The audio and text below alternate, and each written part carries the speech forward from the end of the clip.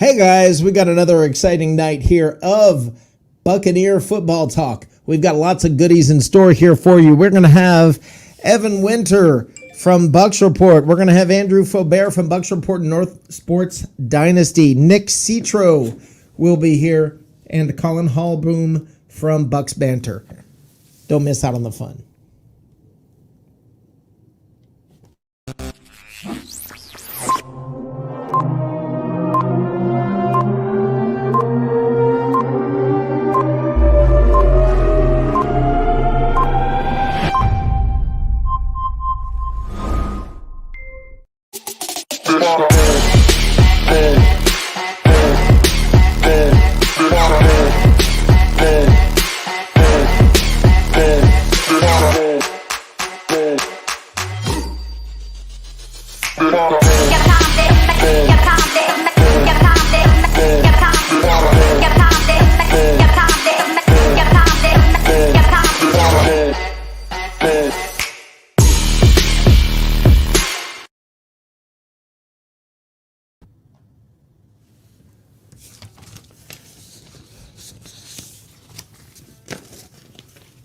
All right.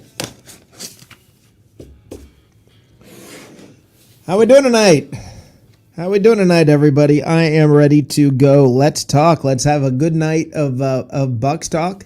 We got all kinds of goodies to talk about. Lots of stuff on the docket. So I'm looking forward to speaking to the usual pandemonium out here. And let's have a good time as long as the very, very special guests that we have coming on board tonight.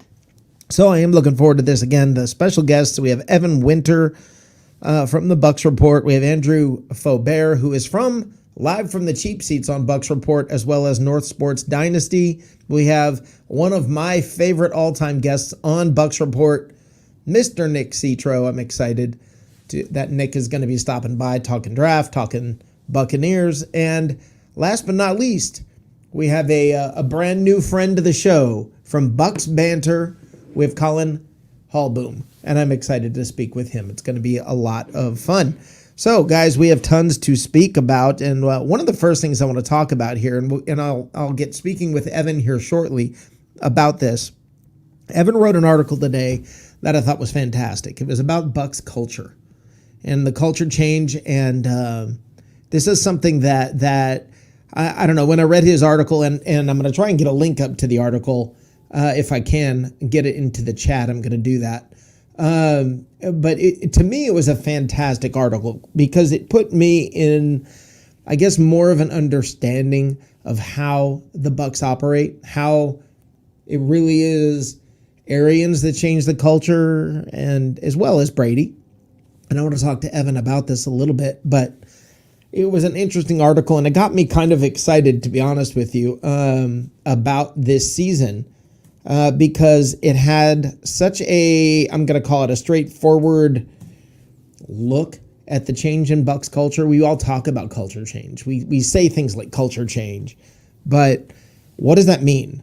And I'm going to try and pull up, if I can, the article here for you guys, because it's a fantastic article about Kyle Trask talking about Bucs culture, etc. And I don't want you guys to miss out on this article because I really thought it was fantastic. And you guys know, how often do I ever bring up articles? Not often. So here you go. There you go. I just put it in the chat. It really is a very, very good article. And there's no better person to talk about that article than the guy who wrote it. So let's bring in Evan Winter. How you doing, Evan? What's up, Rick? I'm doing well, man. How are you tonight? Doing great. Loved this article. Okay. Loved this article. I thought it was great talking about culture. And I want you to give me your reflections on the article that you wrote. I mean, it speaks exactly to what Bruce Arians has been able to do and just change with this franchise rather. And the fact that he's been able to do it in such a short time, and obviously Tom Brady helped. Jason Light, everything that he's been able to do in terms of building the roster, it's been able to help.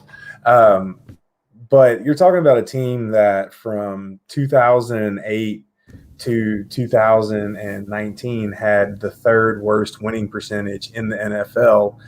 And Bruce Arians is immediately able to turn it into a Super Bowl winning roster within 2 years of coming to the franchise.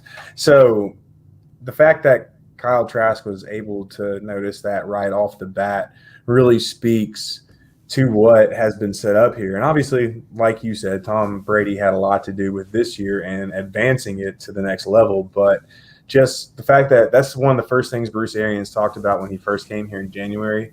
I linked a tweet to Jenna Lane of ESPN, how she's talked to that in the press conference. And just the fact that he said that in January and now in 2019, and now it's May of 2021. It's remarkable, man. It's really cool. Well, one of the things that you brought up, I guess the reason it impacted me so much and the reason I love this article so much is because I had, to be honest with you, I'm going to say I got lazy with sort of giving Brady all the credit. And I mean, that's being honest with you because he what's that? I said it's easy to do. Yeah. Well, it is because he did have such a big impact on the team, but you didn't. But I had lost track of the roots of the change, and it became more real to me when I started realizing it put into perspective, I guess, how Arians, how Light, how the organization changed, how the culture changed even before Brady got here, and that Brady was a step in the process. And that when you brought up the Vernon Hargreaves situation and how that's a great example, and I've talked about it quite a bit, cutting Vernon Hargreaves, how that sent a pretty big message. Talk about that.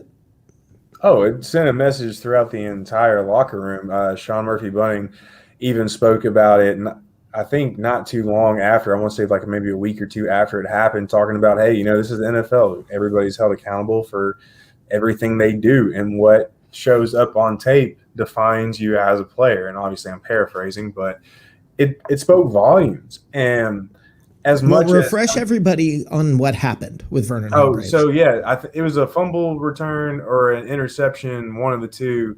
I can't remember exactly the exact scenario, but Vernon was not hustling down the field to chase the Cardinals player like he should have.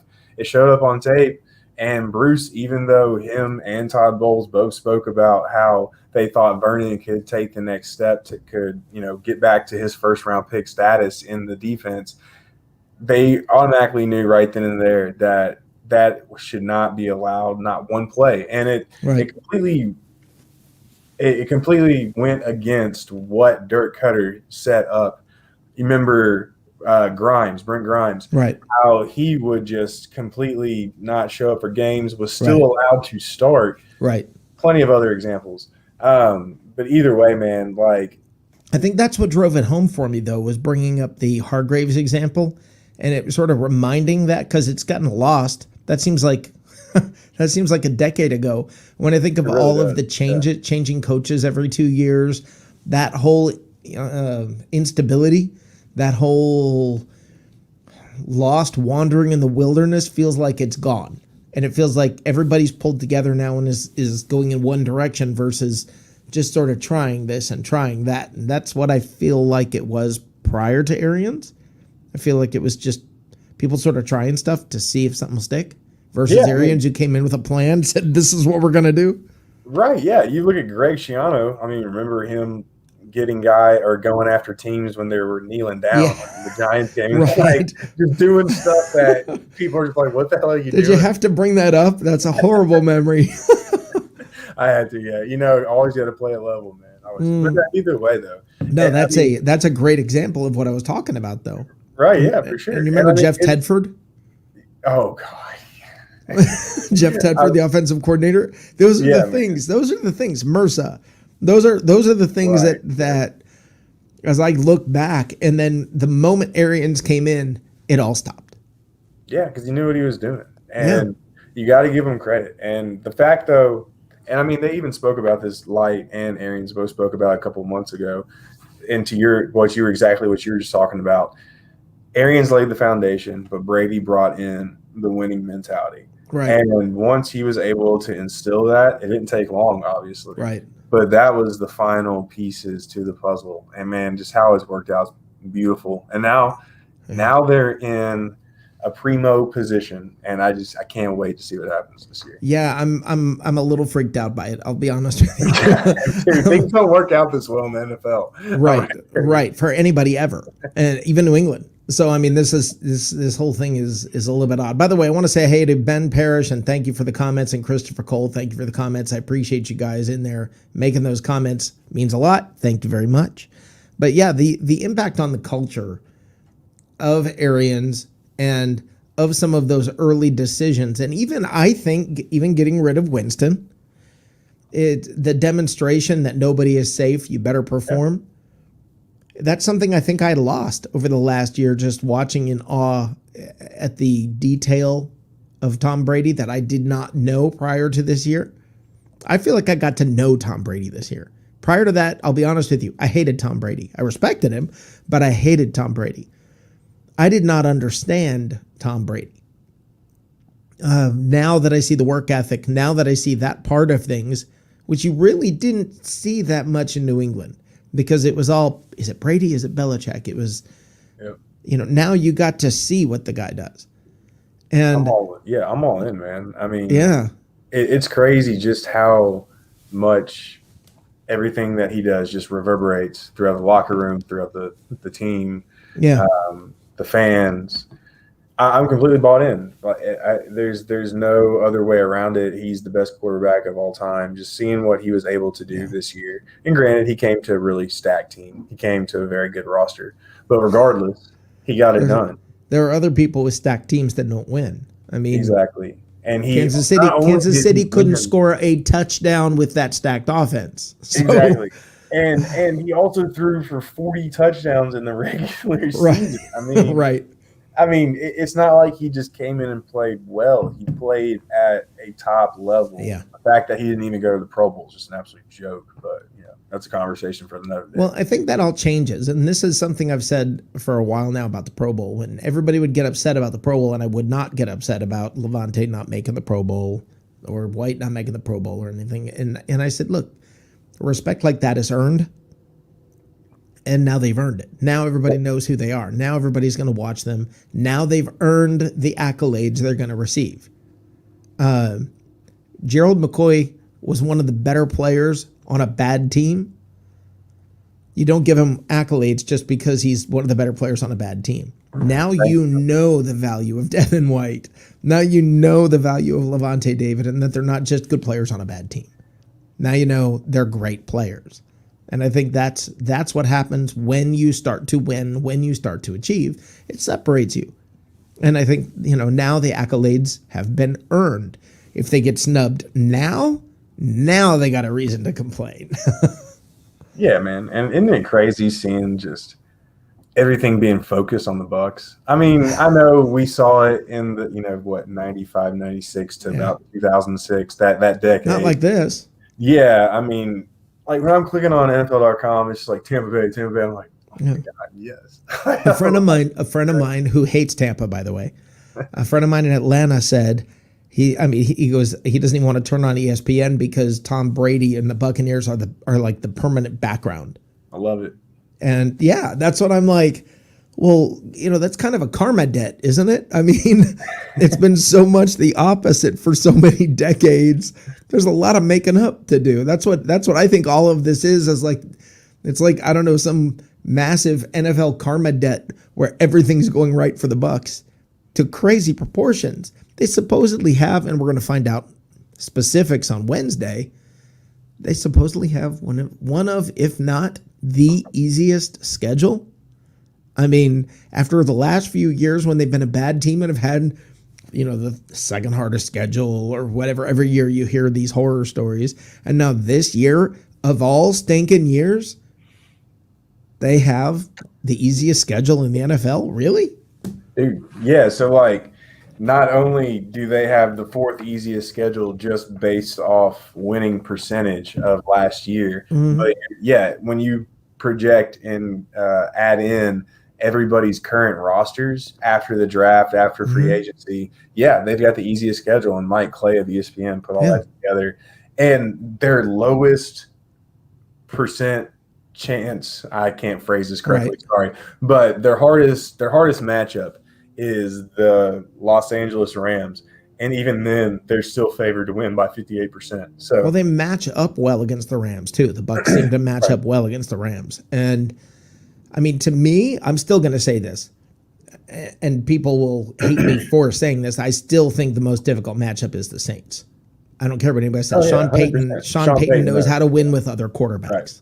So, everybody who's just discounting them, I think you're making a mistake. Oh yeah, man, and he knows the Bucs too. I mean, Right. he's owned the Bucs. You know, outside of that playoff game, he's owned the Bucs. Yeah. No, I agree, and that's what terrifies me. Maybe that's a good way to put it. That's the thing that terrifies me more than anything. Is as I look at it, I'm like, oh no, please no. You know, everybody's acting like it's over. Yeah, it's not over. Far from it. Far from it, man. As long as the Grinch is still down there, then Christmas is never safe. Yeah. Well, I mean, I've got to tell you honestly, that's my favorite article. The article I read today is actually my favorite. You're probably like, what? Why that article? But that was actually my favorite article I've read on Bucs Report in quite some time. And I mean, there've been a lot of good articles, but I loved that article. And now let me ask you this. I'd be remiss if I don't go there because part of the crux of the article is Kyle Trask not even bringing up Joe Tryon, which to me, that's a story we'll get to in just a quick second. But Kyle Trask, what are your thoughts?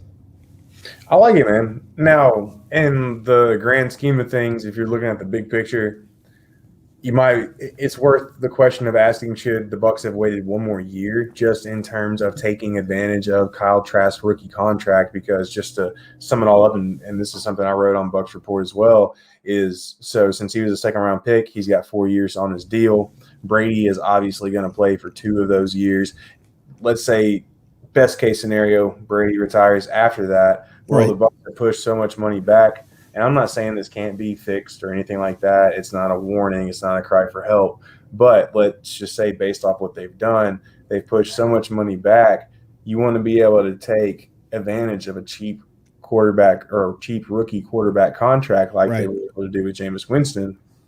Won't you be able to do that, though, with – I mean, the salary cap is going way up. Right. And that's what I was saying. Like this is not a cry for help. It's nothing that can't be fixed. But it's just something I feel like is still worth the question of asking. Sure. And outside of that, though, and even then, it's just a matter of waiting an extra year. That was the whole point of what I wrote. Yeah. And so at the end of the day, it's nothing, like I said, to really put your foot in the ground about. But outside of that, I like the pick. The Bucs know what they're getting in him. Right. He can run this offense. People talk about the arm. Yes, it could be a little stronger, but still, it's what they need. It's what this offense requires.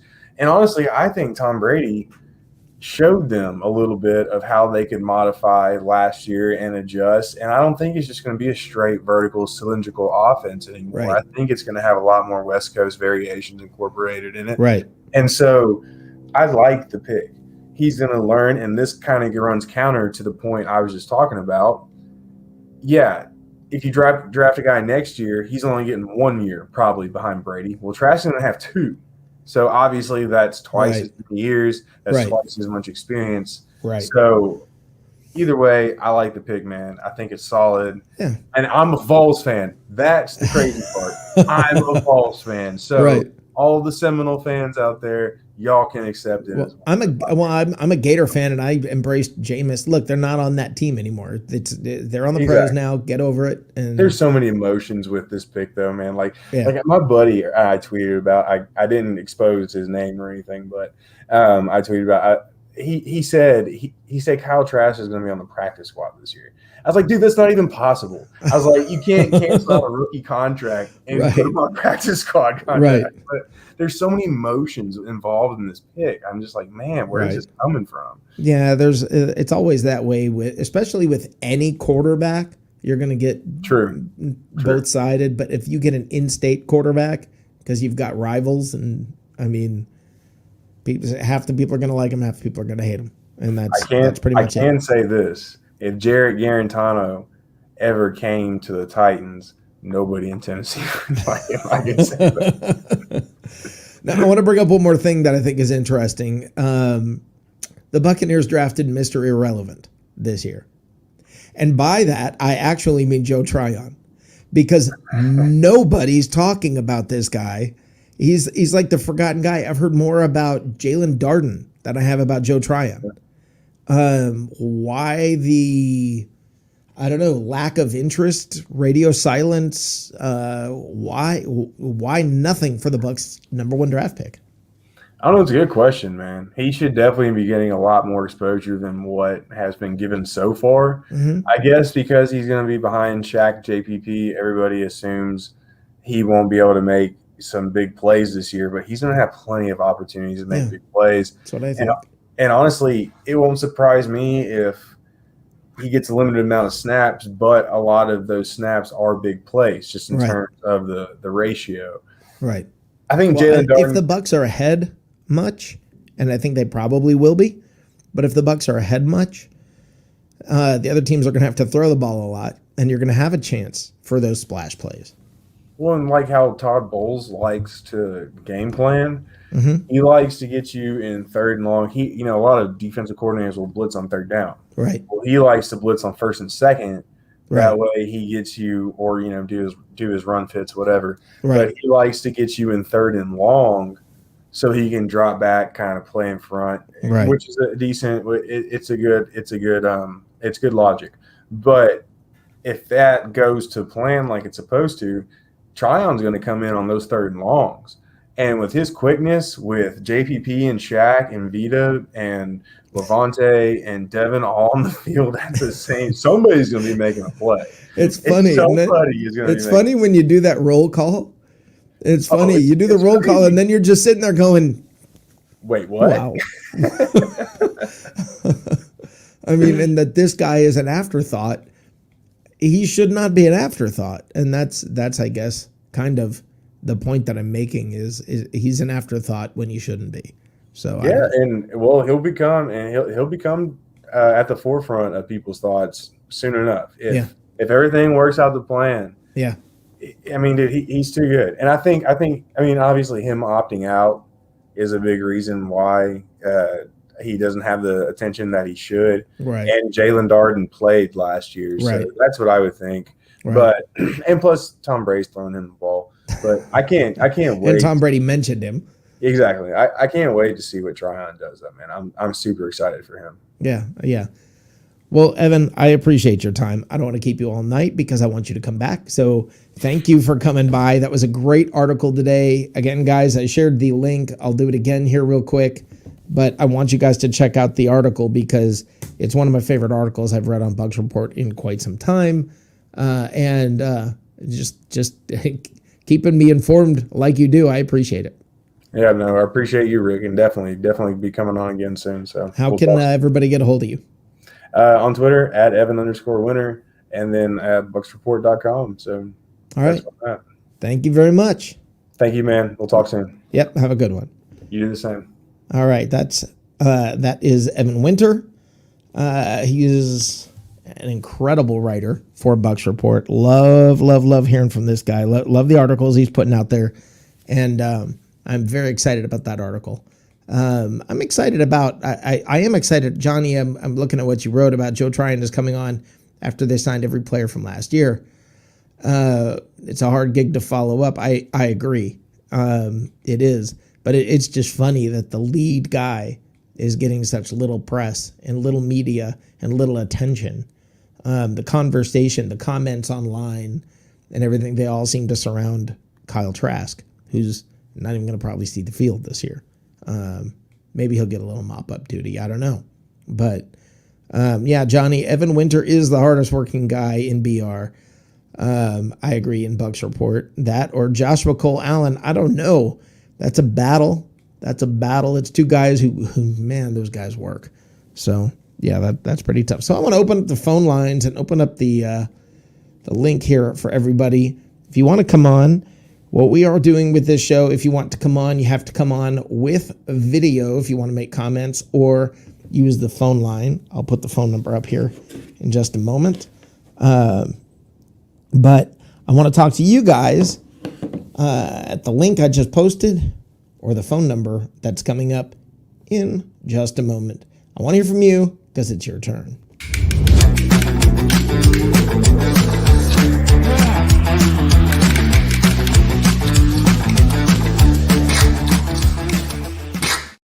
All right, guys, you can call me at 678-TALK-TO-ME, 678-825-5263, or hop on at the link that I just posted.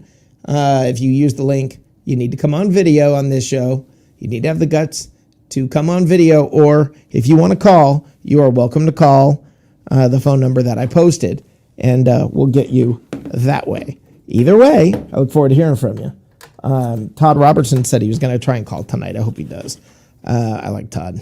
Todd's a good guy. So let's see what happens here.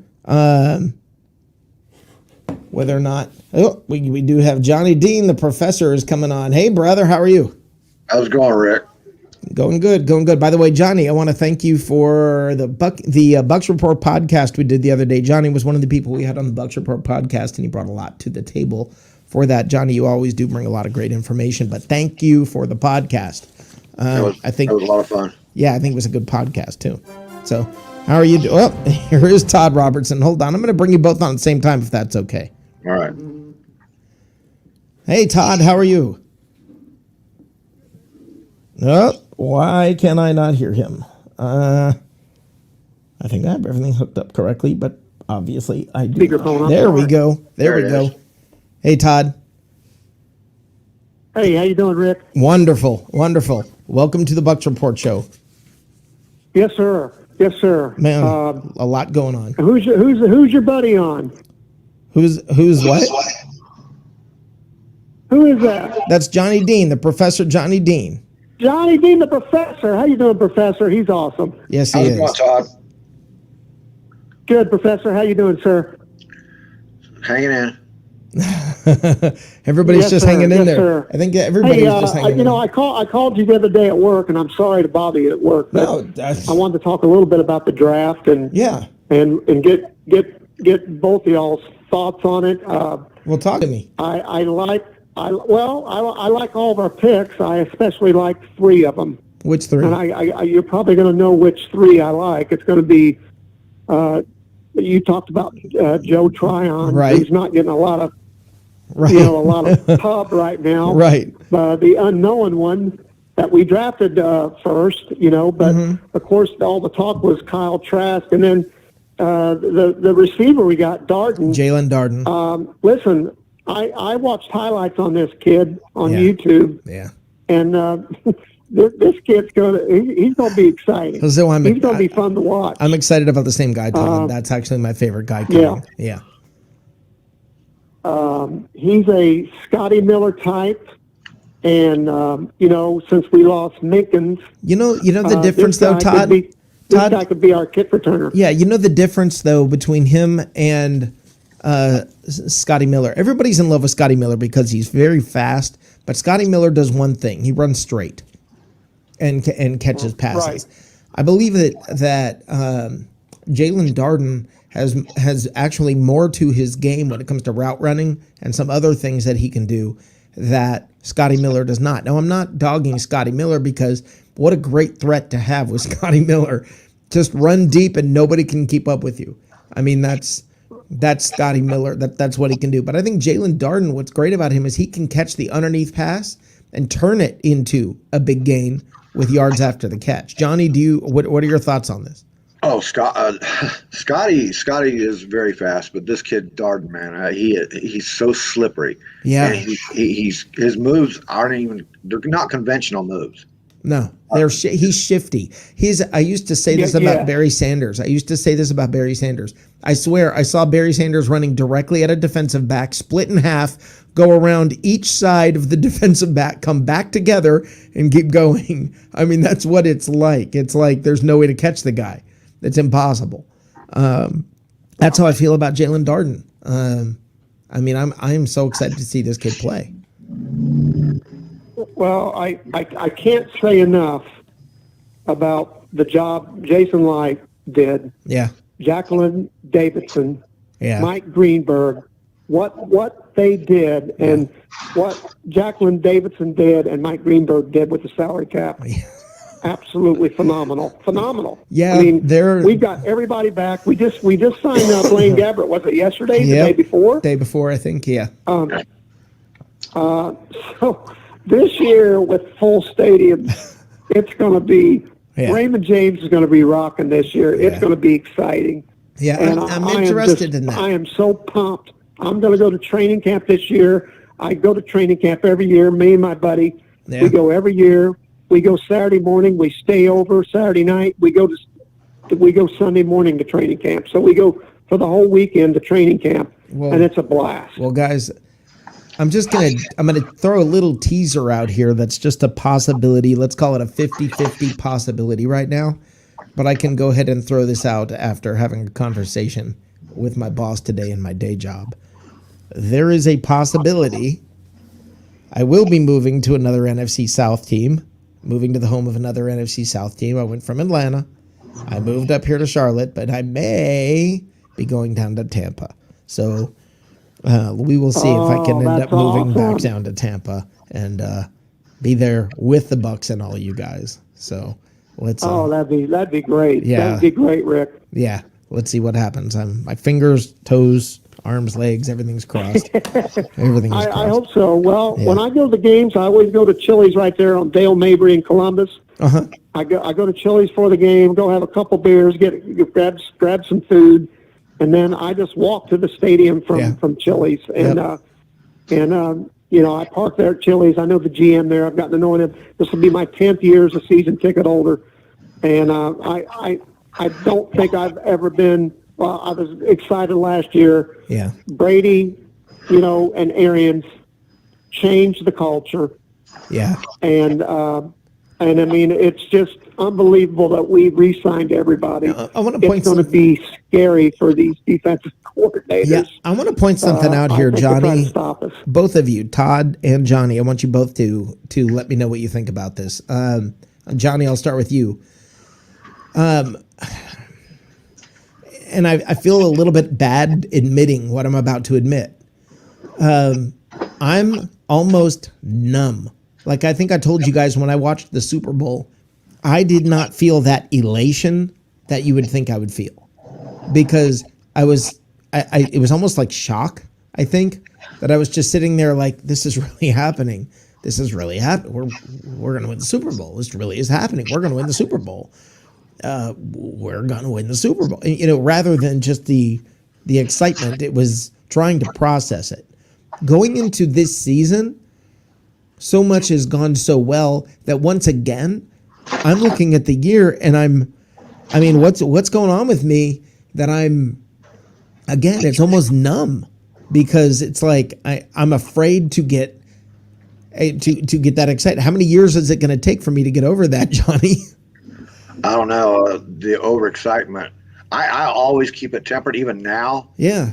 I have lower expectations than most people do, Right. So do I. and so. But it's that way I not. It's feel not like as a without matter that. of not wanting the team to do well. It's not a matter of them not seeing them possibly doing well. It's a matter of understanding the realities that things are difficult. And I was watching NFL Network today, and one of them, I think it was anyhow, it don't matter which one it was. Right. They said something about they thought the Buccaneers could go undefeated this year, and I was like, "Would you please shut up? just shut up! Don't do that to me. Just shut up." But okay, now I made fun of Ray last year when he predicted undefeated because it was so ridiculous. It's not ridiculous this year. That's what is ridiculous, is that it's not ridiculous. Yeah, I know, and I don't want to think like that. I don't want to think like that. That's a lot of pressure too. Right. Yeah. Because these guys, they hear stuff. They probably watch NFL Network and ESPN, and they hear that, and that's a lot of pressure. But our schedule is favorable. We have to stay healthy. We have to stay pretty healthy this year. Right. I think we got pretty good depth now with the with the Man, with we've the got draft, everywhere. and How did that happen? I just think that I'm going to say I'm going to go out on a limb here, and I'm going to say 15-2, because what you said a while ago, Rick, about the Saints always scare me. I know they just terrify me. And you said it, and I think Evan Winter said it as well. Sean Payton's had our number for a long time, right? Until that playoff game. That's what terrifies and the thing about it is, I think he can do some good things with Jameis. Yeah. But I think our defense will be ready for Jameis. They will be up for Jameis, and I think they'll want to put him in his place. Yeah. I'll say it nicely. No, I understand that, and I think you're right. I think there's a part of this defense that's going to look forward to. Let's just say there were a lot of times they were given a short field, and they're going to be looking to pay back. I think that's what we're going to run into in New England. Oh, well, that makes sense, too. That's another payback game, but we're on the payback side with Brady. With Brady. Well, Brady may be wanting payback, too, though. Last year. But now Brady may be wanting payback on New England. Yeah, but I guarantee you Belichick is wanting to make a statement this year, too. Yeah, but when they're facing each other, I guess here's the point I've come to. When they're facing each other, both of them is going to want to win that game bad, and my money's on Brady. I don't know two more driven people on the planet than those two. Yeah. I just want to see I want to see Belichick throw a phone on the sideline during that game. You want to, but you know what? They're already hyping up that game. I think I believe that will be the biggest game this year. Yeah. Is Tampa at New England? 100%. It's not even going to be close. Am I right or wrong? No. I mean, it's got to be a Monday night game. Yeah, Sunday night. It's the biggest game of the year. Sunday night. And then I've got to tell you something else. I talked to my account manager today, and I'm not going to say her name on the air, but she's outstanding, and she told me that she thinks we're going to open with Dallas because Jerry Jones wants the game, and what Jerry Jones wants, he usually gets. So I have a feeling the Thursday night opener is Dallas at Tampa. Okay. That's okay. If we're going to have a Thursday night game, let it be week 1 so that we don't have that weird schedule we always talk about, Johnny. Right. That'd be all right if that was the first week. I see that. I kind of want to see. I want to see Buffalo first. I think that would be a spectacular way to start. The thing is this. You're right from a football perspective, but not from a fan and marketing perspective. Well, you are right. Look at it from a football perspective. No, I understand. I'm saying from a football perspective, that's going to be a great game. Although I think Buffalo is probably going to take a step back now that there's film on them this year. Not a big step back. They're still going to be in the playoffs. They're still going to be tough. But they were pretty formidable last year. I think they're going to be a little less so this year, but not much. They added the right pieces, and they brought more players back than anybody else other than us. I was going to say not than anybody else. Yeah, that's pretty cool. That is pretty cool. Well, you got to rule out the Jets in that division, and the Dolphins got better. Don't tell Jacob. The Bills are going to be good, and New England definitely got better. Yeah. Yeah, I think it's going to be all that money. It's going to be interesting. I mean, I really that division. Yeah, I mean, I think New England is going to be a lot better. I think the two greatest, the two teams with the most improvement this year will be New England and Jacksonville. I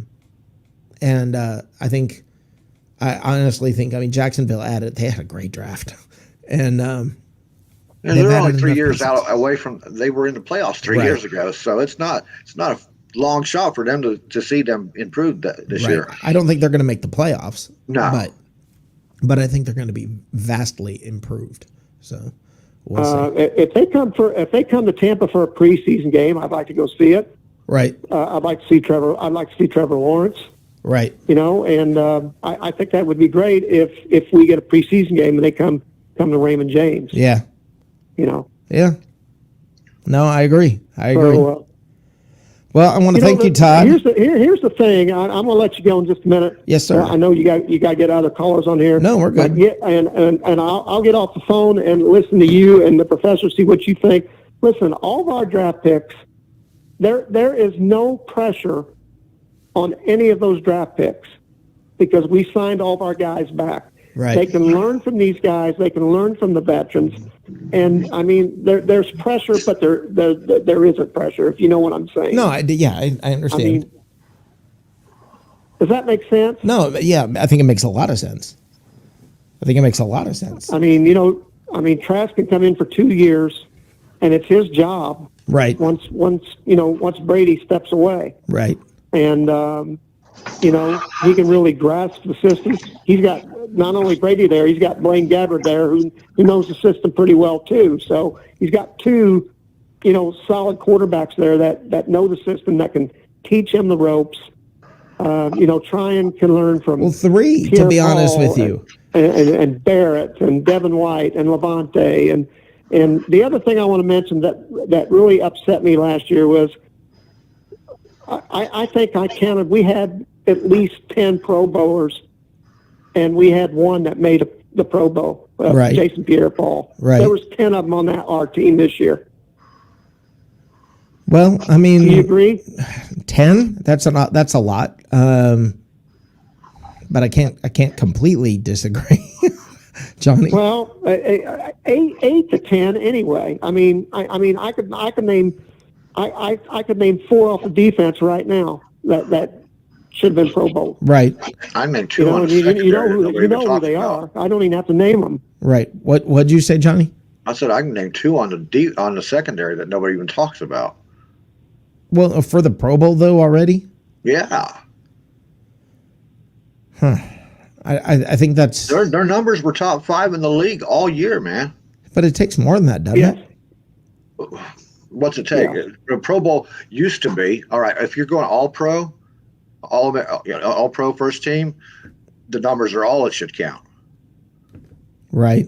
It's not a popularity contest. The Pro Bowl itself is a popularity contest. Then you start getting into who gets noticed and who this and that. But the first team all pro is supposed to be all about the numbers, all about what they've done on the field. Right. I don't know. I agree with Johnny there on that. I mean, it's a popularity contest. Well, it is a popularity contest, and that's why. And if you've been there, and even if you have kind of an off year, you still get picked for the Pro Bowl. I mean, I think Brady was a Pro Bowl player. I think Mike Evans. I think Chris Godwin. I think Devin White. I think Levante David. I think Jason Pierre-Paul made it, and Shaq Barrett. There's 7 right there. Yeah. I'm gonna say something about that though. I'm kind of glad they didn't make it. I think it lit a fire under their butt. That's exactly what I think. That is exactly what I think. You might be absolutely right, Johnny. And that's my. See, I think they didn't make it, and I don't have a problem with them not making it. I think that's kind of my draw or my take on this whole thing is I feel like we're getting pulled in 2 different directions here. Here's the thing. We know how good they were, but that's not how the Pro Bowl always works. Okay? It's not always about how good you are. And we need to wrap our mind around the fact it's never been just about that. So when we start saying, well, they were that good, they should have made it, that's not how you get in the Pro Bowl. Now they've earned it. They've earned the respect. And now they've done the things that it takes to get over the hump and get into the Pro Bowl. Now they've done, I mean, I get it because the Pro Bowl is about marketing. The Pro Bowl is about a lot of different things. And everybody blindly thinks that it's just about how good you play. And it's not. It's not. Right. Watch how many Bucs make it this year. Watch. There should be a lot. There should be a lot this year, and if you want to throw out the regular season, you could have put Brown and Fournette in there the way they played in the playoffs. Yeah. I mean, they played outstanding in the playoffs. Not the regular season, but the playoffs. Yeah. Lenny and Antonio stepped up. Yeah. Yeah. So anyway, guys, Rick, it was a pleasure as always. Yep, pleasure talking to you. Your show is awesome, Professor. You're awesome. You're so knowledgeable. I love listening to you guys. Thank you, Have a Todd. great Friday night, and I'm ready for the season. Awesome. Awesome. Yeah, I know it's not coming quick enough. It's really not coming quick enough. But their camp is coming soon, so that's next. Mini camp and all that. So have a good night, Todd. I hope you get down to Tampa, Rick. I can't wait to meet you. Yeah, I hope so too. I think it'll be a lot of fun. Yes, sir. Have a good night, Todd. Thank you, guys. Have a great night. That was a good call. Love Todd. Todd from Winter Park. He always brings a lot to the show. That's fans fan right there. Speaking of fans, I still have that fandom in me to the point where I'm a little bit superstitious sometimes. I'm the same way. And when you said that you might be moving back to Tampa, the first thing I thought about was, where did the last team that you left end up, and where's the team that you're around now? And I was like, please don't bring that to Tampa. With Atlanta? Yeah, Atlanta. You left them, and they turned into a dumpster fire. They turned into a dumpster fire when I was there. Atlanta became irrelevant.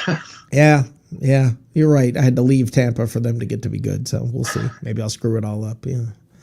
Anyway, I'm going to bring Joshua Cole Allen in here, Johnny. So I'm going to go ahead and switch out. And all right, bud. All right, I appreciate it, man. Thank you for coming later, man. Yeah, bye. thanks for coming on. All right, let's bring Joshua Cole Allen on. Hey, we're bringing the big guns tonight, from Evan Winter to Joshua Cole Allen. We're bringing all the writers in here who know what the heck they're doing. You guys, the smart ones are coming on tonight. Appreciate that, Rick, as always. Yeah, brother. So talk to me. I've got a couple of questions for you that I want to talk about. There are some traffic jams at some different positions, at running back and at quarterback. My question is, how do the Bucs navigate through those traffic jams? How do you navigate through having those four quarterbacks? Who do you leave exposed? I'm guessing Ryan Griffin. Most likely. I think that's the guy who's probably going to be on his way out. It all depends, though, and I've asked numerous people about this so far. I've asked a couple sports writers, a couple of people who are in the know, and no one seems to have a clear-cut answer yet on what's going to happen with the practice squad. And for me, that is the biggest deciding factor of what really happens. Last year, we saw they increased the practice squad roster size to 12 players. They also implemented a new feature where you could save up, protect up to 4 practice squad players a week, and they couldn't be signed to another team. You could also elevate practice squad players before the game. Well, they could be re-signed on Monday. They could switch on Mondays. They could switch on Monday, yes. I mean, right. Yeah. You can protect them every day but Monday. Yes. And then also they allowed veterans on, and the biggest thing right there, the key is they allowing veterans. Now, are they going to continue with those rules, which I know most of the coaches would like, and I, as a fan, I think would make a lot of sense too, of the game. But that's, to me, is Ryan Griffin's only chance of sticking around in this roster. Blaine Gabbert came back. He got a sizable contract, $2 million with $500,000 in incentives. You only gave Ryan Griffin the veterans minimum there, or the veterans benefit minimum. So it's crazy, Joshua, when you talk about depth at positions. Last year I remember having a conversation with Johnny Dean about, boy, this team needs depth. They are lacking depth, and now here we all are 12 months later going, holy crap, we've got a traffic jam at tight end, running back, quarterback. We've got too much depth. I mean, it's weird that this team is going to lose people because they're going to bring another running back in too. They're what? They're going to bring another running back in too. Right now, they're at 85 spots right now out of the 90 offseason allotment. Obviously, we know cut down date and everything like that. But yeah, I mean, you think about the guys they have: Rojo, Leonard Fournette, Giovanni Bernard. Younger on the younger side, yeah. But once training camp rolls around, you don't want those guys taking reps and after rep after rep. They have 5 good spots. I can probably see them bringing in another tight end because you want to protect yourself from OJ. You want to protect yourself from Gronk. You don't want them doing too many snaps in the preseason, stuff like that. So I see a tight end, another running back, maybe another quarterback. Probably not, because Trask wants to get those snaps. More offensive lineman help, maybe another outside linebacker. They just added Ladarius Hamilton They're set at inside linebacker now. I mean, you've got Devin White, Levante David, and then they went out and drafted Grant Stewart and also KJ Britt, and then they brought in Joe Jones. So linebacker, they're good. Cornerback, where they did Nate Brooks. You're going to bring another running back in now. Look, somebody that everybody expects to make the team isn't going to make the team. Somebody's going to get cut or move along. Yeah, I mean, time out here. I'm not saying. Somebody got some new toys.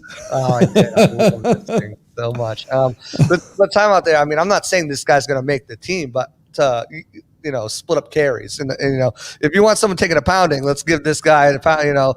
Keyshawn Vaughn, get him out on there. CJ Prosite, so they have on the roster, and let's get another running back so they're taking a pounding. Also, I'm not sure. We haven't heard any reports of who's going to be at the rookie minicamp. Some of the younger 2-year players, maybe Keyshawn Vaughn will be there, but they're going to probably bring in a running back, at least the tryout running back. If Keyshawn Vaughn's not there, CJ Prosite is not there, because you're going to want to see Kyle Trask hand the ball off. You want to see him, dump passes off to the running back. You're going to want to see him do all this stuff at your rookie minicamp. And you're not going to bring Roadshow Fournette or Giovanni Bernard. I just heard something, and I heard it on the internet, so it has to be true.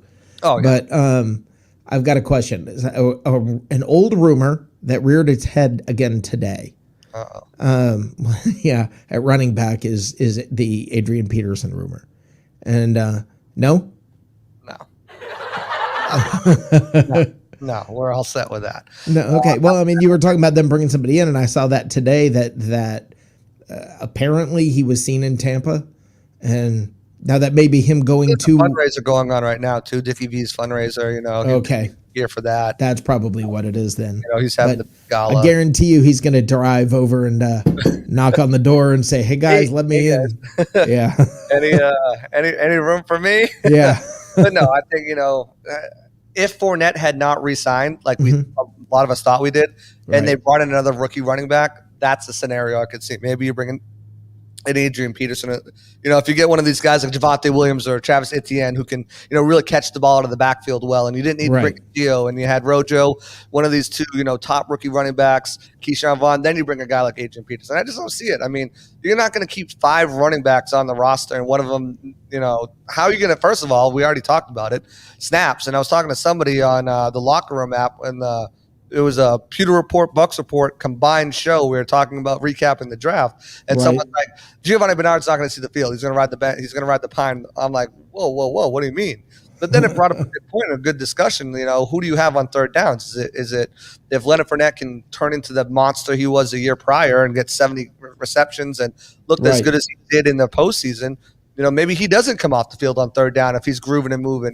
But it's hard enough now to balance those 3 guys and then throw Keyshawn Vaughn in the mix to add a guy like Adrian Peterson as well. Makes no sense. What are their thoughts about Keyshawn Vaughn? Logan is a guy who I think might be back on the roster. Bruce loves him. Good return man when he's healthy. The past 2 seasons, we haven't seen it. That's the big thing.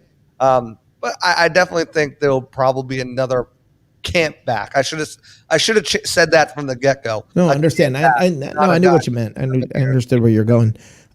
Question for you then. Yes, sir. Having like we've explored some of the all right, you got 3 tight ends, you got 4 quarterbacks, you've got 5 tight ends, 16 running backs, a partridge and a pear tree. 16 wide receivers. Literally, the wide receivers on this team. I'll run through them for you. Obviously, we know about the big guys, but we got Mike Evans, Chris Godwin, Antonio Brown, Scotty Miller, Tyler Johnson, Jalen Darden, Jaden Mickens, Travis Johnson, Cyril Grayson, Josh Pearsons, TJ Simmons, John Franklin. That's a lot of wide receivers. Watson. Justin Watson, yes, absolutely. I mean, he's probably gone. That's why I keep. No, I understand, but that's the crazy part of it is, look, there are probably draft picks and familiar names that the Bucs will part ways with. You could see trades. You could still see some things coming up. I imagine after minicamp, when they get a chance to really look at these guys and see what they've got, they're going to realize, okay, this guy's the real deal, and we can maybe do something with him, or he's going to take more development, and I think that's going to come pretty quick. And what are you hearing you've got your nose to the grindstone. I mean, you're hearing nose to the grindstone. Is that a saying? I'm not even sure, but it sounds painful. You've got enough. I couldn't hear it. Sorry. It's all right. I'm just You've got enough. You've got enough information, I guess. That's good. Whispers. I call it right. There you go. You've got enough whispers. Do the Bucs like Keyshawn Vaughn? Yeah, they do. I mean, from what I heard, they're still high on the guy. They had a second round grade on him in 2019. If you were to come out in 2019, they would have had a second round grade on him. They really like the kid. It's just, when you have a chance to bring Leonard Fournette back on a $3.5 million deal, you do it. And they really like Rojo. Yeah, and they like Rojo's running game, right? The biggest knock on him, and still to this date, has been pass blocking, which he's slightly improved at, and also catching the ball out of the back, which he was not improved at. He practiced a lot, and he caught a lot of balls in practice. In off-season work too, but it didn't so much work during the regular season. So I don't know.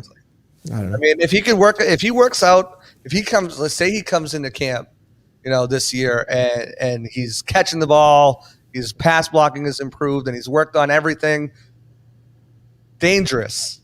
Yeah, he could be a dangerous running back in the league, and I say that with high regard, but I mean, it all depends, I mean, it depends on him and how well he can progress. We've seen his first year was a wash year. Let's forget about that. I think he played 5 snaps, whatever, 52 yards or whatever. And then they weren't happy with him in the first year.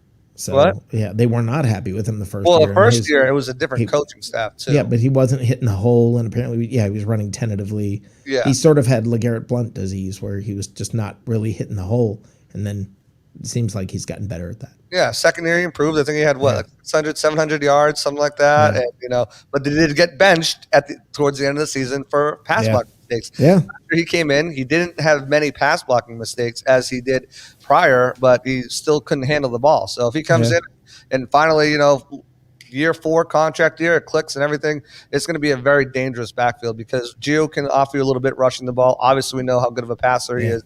And Leonard Fournette, when he's on and he's, motivated and has everything going for him, I mean, he's a back that put up 70 catches and ran for 1,400 yards. The guy is, he can be a feature back. Yeah. There's no way around it. But, I mean, he's one of these guys who, as we've already heard, can get into his feelings a little bit.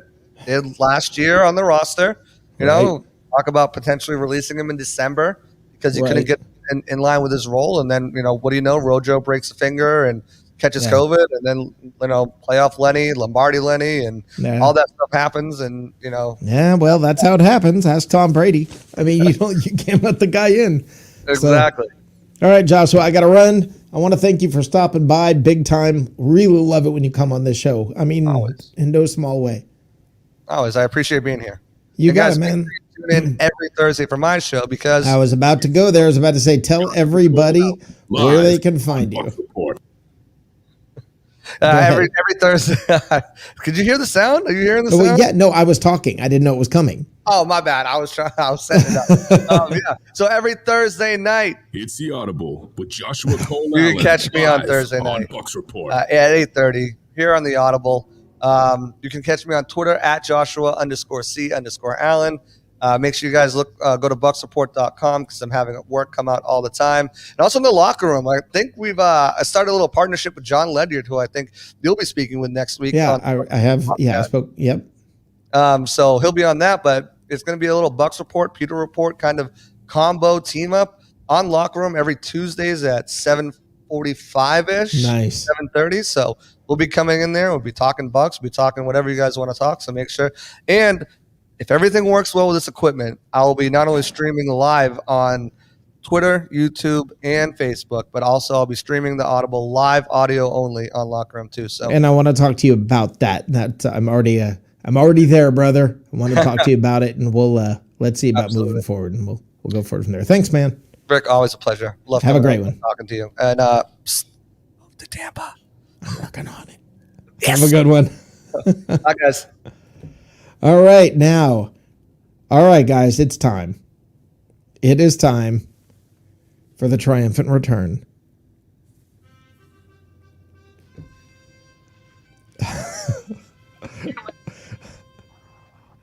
The only man with his own walk-up music. There you go. The only man with his own walk-up music. Nick Sitro.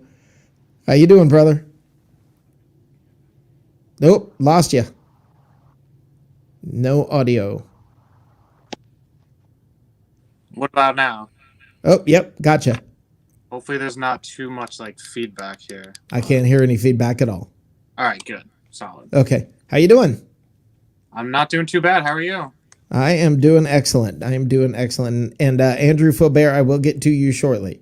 But Nick, I wanted to talk to you about a couple of things. First of all, I wanted your sort of, I'm going to call it draft recap. Your thoughts and feelings on the draft. Now, I'll tell everybody here, one of the reasons that I am a part of Bucs Report is as a listener prior to working with Bucs Report. I was a listener, and I used to absolutely listen to Nick's analysis on the draft last year and really digging into all of that. And really, I enjoyed everything that Nick brought to the table. So, Nick, I am happy that you're here tonight, and I'm happy to get your just firsthand now, being a part of the show, hearing your recap of the draft. Yeah, so I think it was a really interesting 3 days. A lot of people had Joe Tryon. I think Pewter Report kind of pegged him as the guy for a while. So I don't think the first round was really a surprise. There were some guys that, were potentially, possibilities at edge rusher. I think there were some offensive linemen taken, but I think Jalen Darden, the fourth round pick out of North Texas, is probably my favorite pick of the draft. He's my favorite pick too, so that's awesome. The special teams need, it was so glaring. Like, none of these guys are really going to play. Joe Tryon will probably rotate here and there with JPP. Right. Just he's older. Trask is not going to play. Right. Or Hainsey is probably going to sit the bench. So none of these guys are going to play. Jalen Darden can probably make the biggest impact in the fourth round out of everybody in this draft class. And I know there was a lot of heat on Twitter with the Kyle Trask pick. Everyone said, "Oh, what a terrible pick," or they loved the pick. I mean, I have to just trust that Jason Light knows what he's doing at this point. He's had some whiffs. I understand that, and that's what people's biggest criticism was. But if they think Kyle Trask is the guy, they signed it off with Brady, and he says, "Yeah, it's fine. I'm totally cool with it." Then I'm cool with it too. So well, he's had some whiffs. Hate on it. Can you name any general manager that hasn't had whiffs? Exactly. And I'm sorry, but he put together a Super Bowl winning roster. Mm-hmm. I think the number isn't exactly correct, but I think 16 of the 22 starters in the Super Bowl team were draft picks. Right. Yeah. I mean, that's an amazing, it's an amazing thing. And this Jason Light deserves a lot of credit. And he gets a lot of heat, especially for the bad situation he was put in the first couple of years. He should have won Executive of the Year. It shouldn't even. I don't even think it's close. I don't even understand how he didn't get Executive of the Year. I don't. And he came in fourth or third or something like that. Yeah, that was ridiculous. Yeah, but, makes no sense. You're picking 32, so you're not going to get a home run pick in the first round. So everyone was really upset about Joe Tryon too. I was like, who else would they have picked that you would have been happy with? Well, this is okay. You just hit on my point here, and I'm basically saying what I just brought up earlier is it's like, okay, you know how the Bucs drafted Mr. Irrelevant this year? Well, Mr. Irrelevant is Joe Tryon because he gets no press. Nobody's talking about him. There's nothing about the guy. He didn't even get a draft hat. They didn't send him a draft hat. He didn't buy one. Was that actually a fact that he went on and complained about it on Twitter? He posted on Twitter today. He's like, finally got my draft hat with a box with the Bucs draft hat. I wonder what happened there. They had like a creamsicle one that his dad just had like in storage that he brought out. Let me ask you something. Do you think that's a signal that they were not planning on drafting him? That they had something else in mind?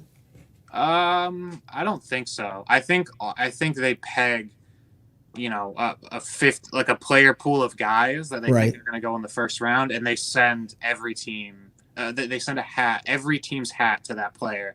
And for some reason, the Bucs, he didn't get one. I mean, I don't know if there was They like should have a had shipping accident, but there should have been it's not somebody. Yeah, the Buccaneers should have somebody sitting outside his house, if need be, or where, whatever, just to be able to walk it in and say, here. I mean, there could be a lot of reasons. It could be that they didn't know he was not going to be at the draft. I don't know what the details were. It's not like, oh, we have like these guys that we like, we'll send them hats because we think they'll be on the team. They send him like 50 guys have Bucs hats, and 49 of them are never going to use it. Right. But yet he didn't get one, so that's kind of funny. Which was kind of surprised. That was kind of funny. I mean, kind of stinks on draft night. Like, you can't even put the hat on. Yeah.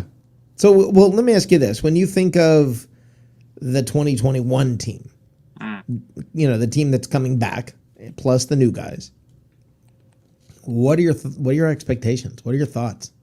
They should absolutely be better than they were last year, and I don't think that's really a hot take at all. I mean, no, it's scary, though. They lost to the Saints week 1. I mean, we went through the schedule last week where it was a lot of ups and downs, and then they just flew away after the was it I think it was the Saints game or the week after the bye. They didn't lose again. Right. So you have to expect with an easier schedule. They're playing the NFC East. They're playing the AFC East as well. Right. So they have a much easier schedule. And you would think they come out of the gate firing on all cylinders. I mean, the division, they should win the division. That is an expectation. And they should absolutely be in the Super Bowl next year.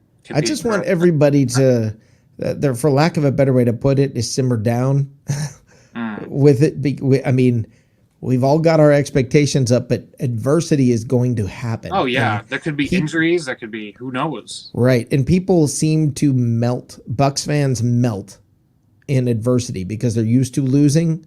I'm serious. It's like Buccaneers fans. We tend to recoil into a defensive position immediately. It's a defense mechanism. I mean, what were we all saying? What were we all saying against the? I think it was. I don't remember the last game they played against. It was like the Chiefs, the Rams, the Saints.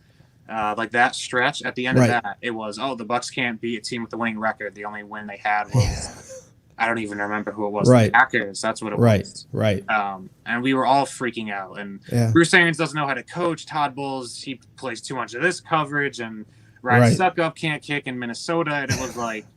And then they go off or it was the Lions, but they go off and then just rattle off, 4 in a row in the regular season, and then they just they didn't lose again, and they killed every opponent.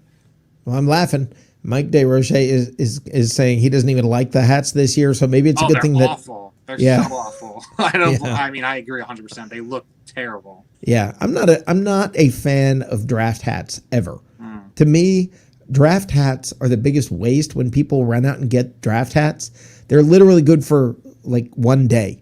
That's it. Yeah, but you know how the NFL operates. They'll sell you anything. They don't care. I don't blame them. I don't blame them. I'm just a draft hat to me is not a hat I'm going to run out and buy.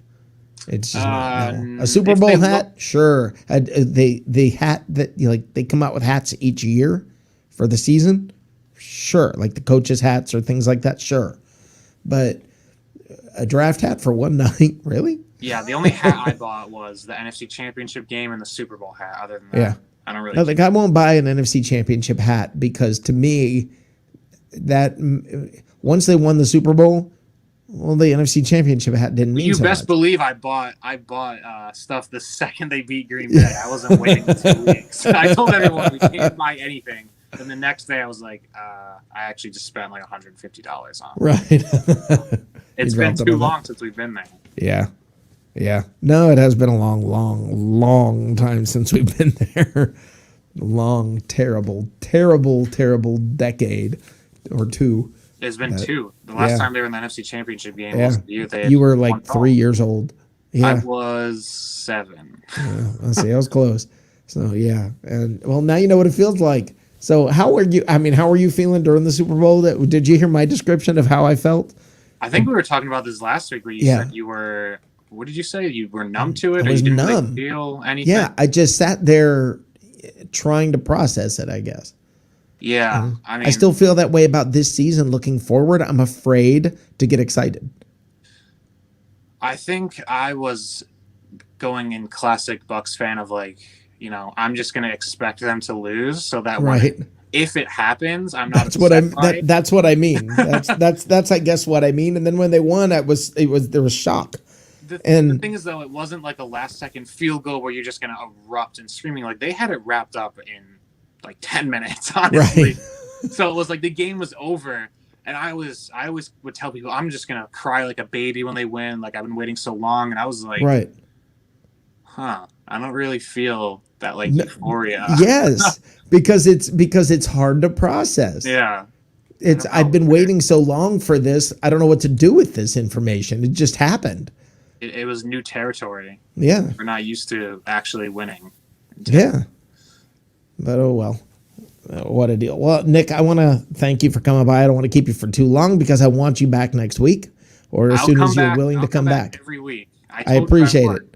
I appreciate it. Thank you so much for coming on, and we'll get into whatever news happens this week next week.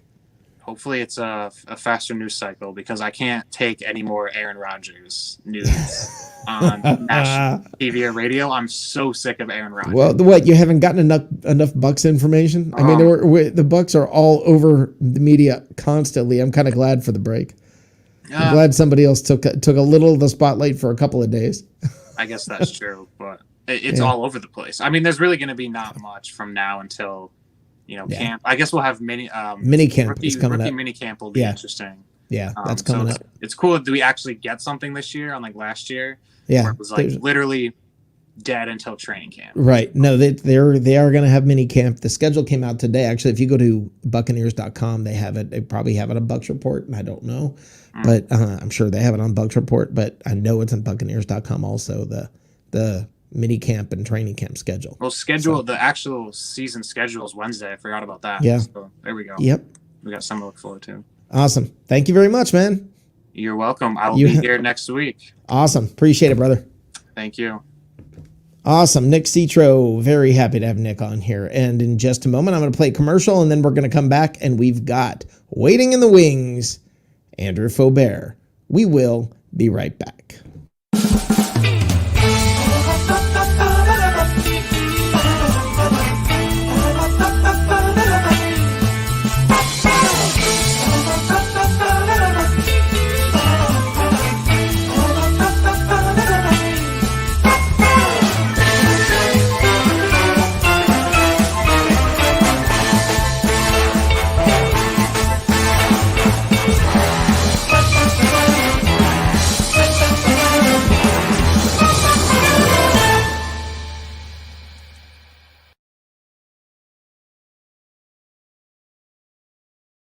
All right, guys, that is for What's Cooking in the South tomorrow night at 8:30 right here. I am your host for all of the shenanigans that happen on Saturday nights. And when I say shenanigans, yeah, like seatbelt yourself in because you never know what's about to happen.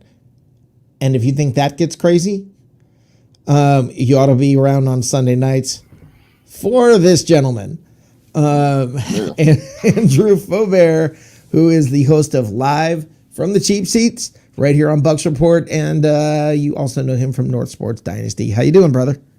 I'm good, Mr. Rick Hughes. How are you doing tonight? Doing awesome. I am doing awesome. I'm good. Yeah, another good night. Love talking Bucs. Lots of little goodies and shenanigans from this week. Lots of things that have been going on. They're signing players left and right. Guys, I'll be honest with you, guys I'm not that familiar with, but they're adding depth and more depth. And more players are trying to find their way into the Advent Health Facility, and a couple managed to succeed this week. But what are your thoughts? This is something I was speaking to Joshua about. There are traffic jams at several positions: running back, tight end, quarterback. What are your thoughts when it comes to how do you navigate through those traffic jams? Because it's an interesting mess. I mean, it's actually a problem having too many good players.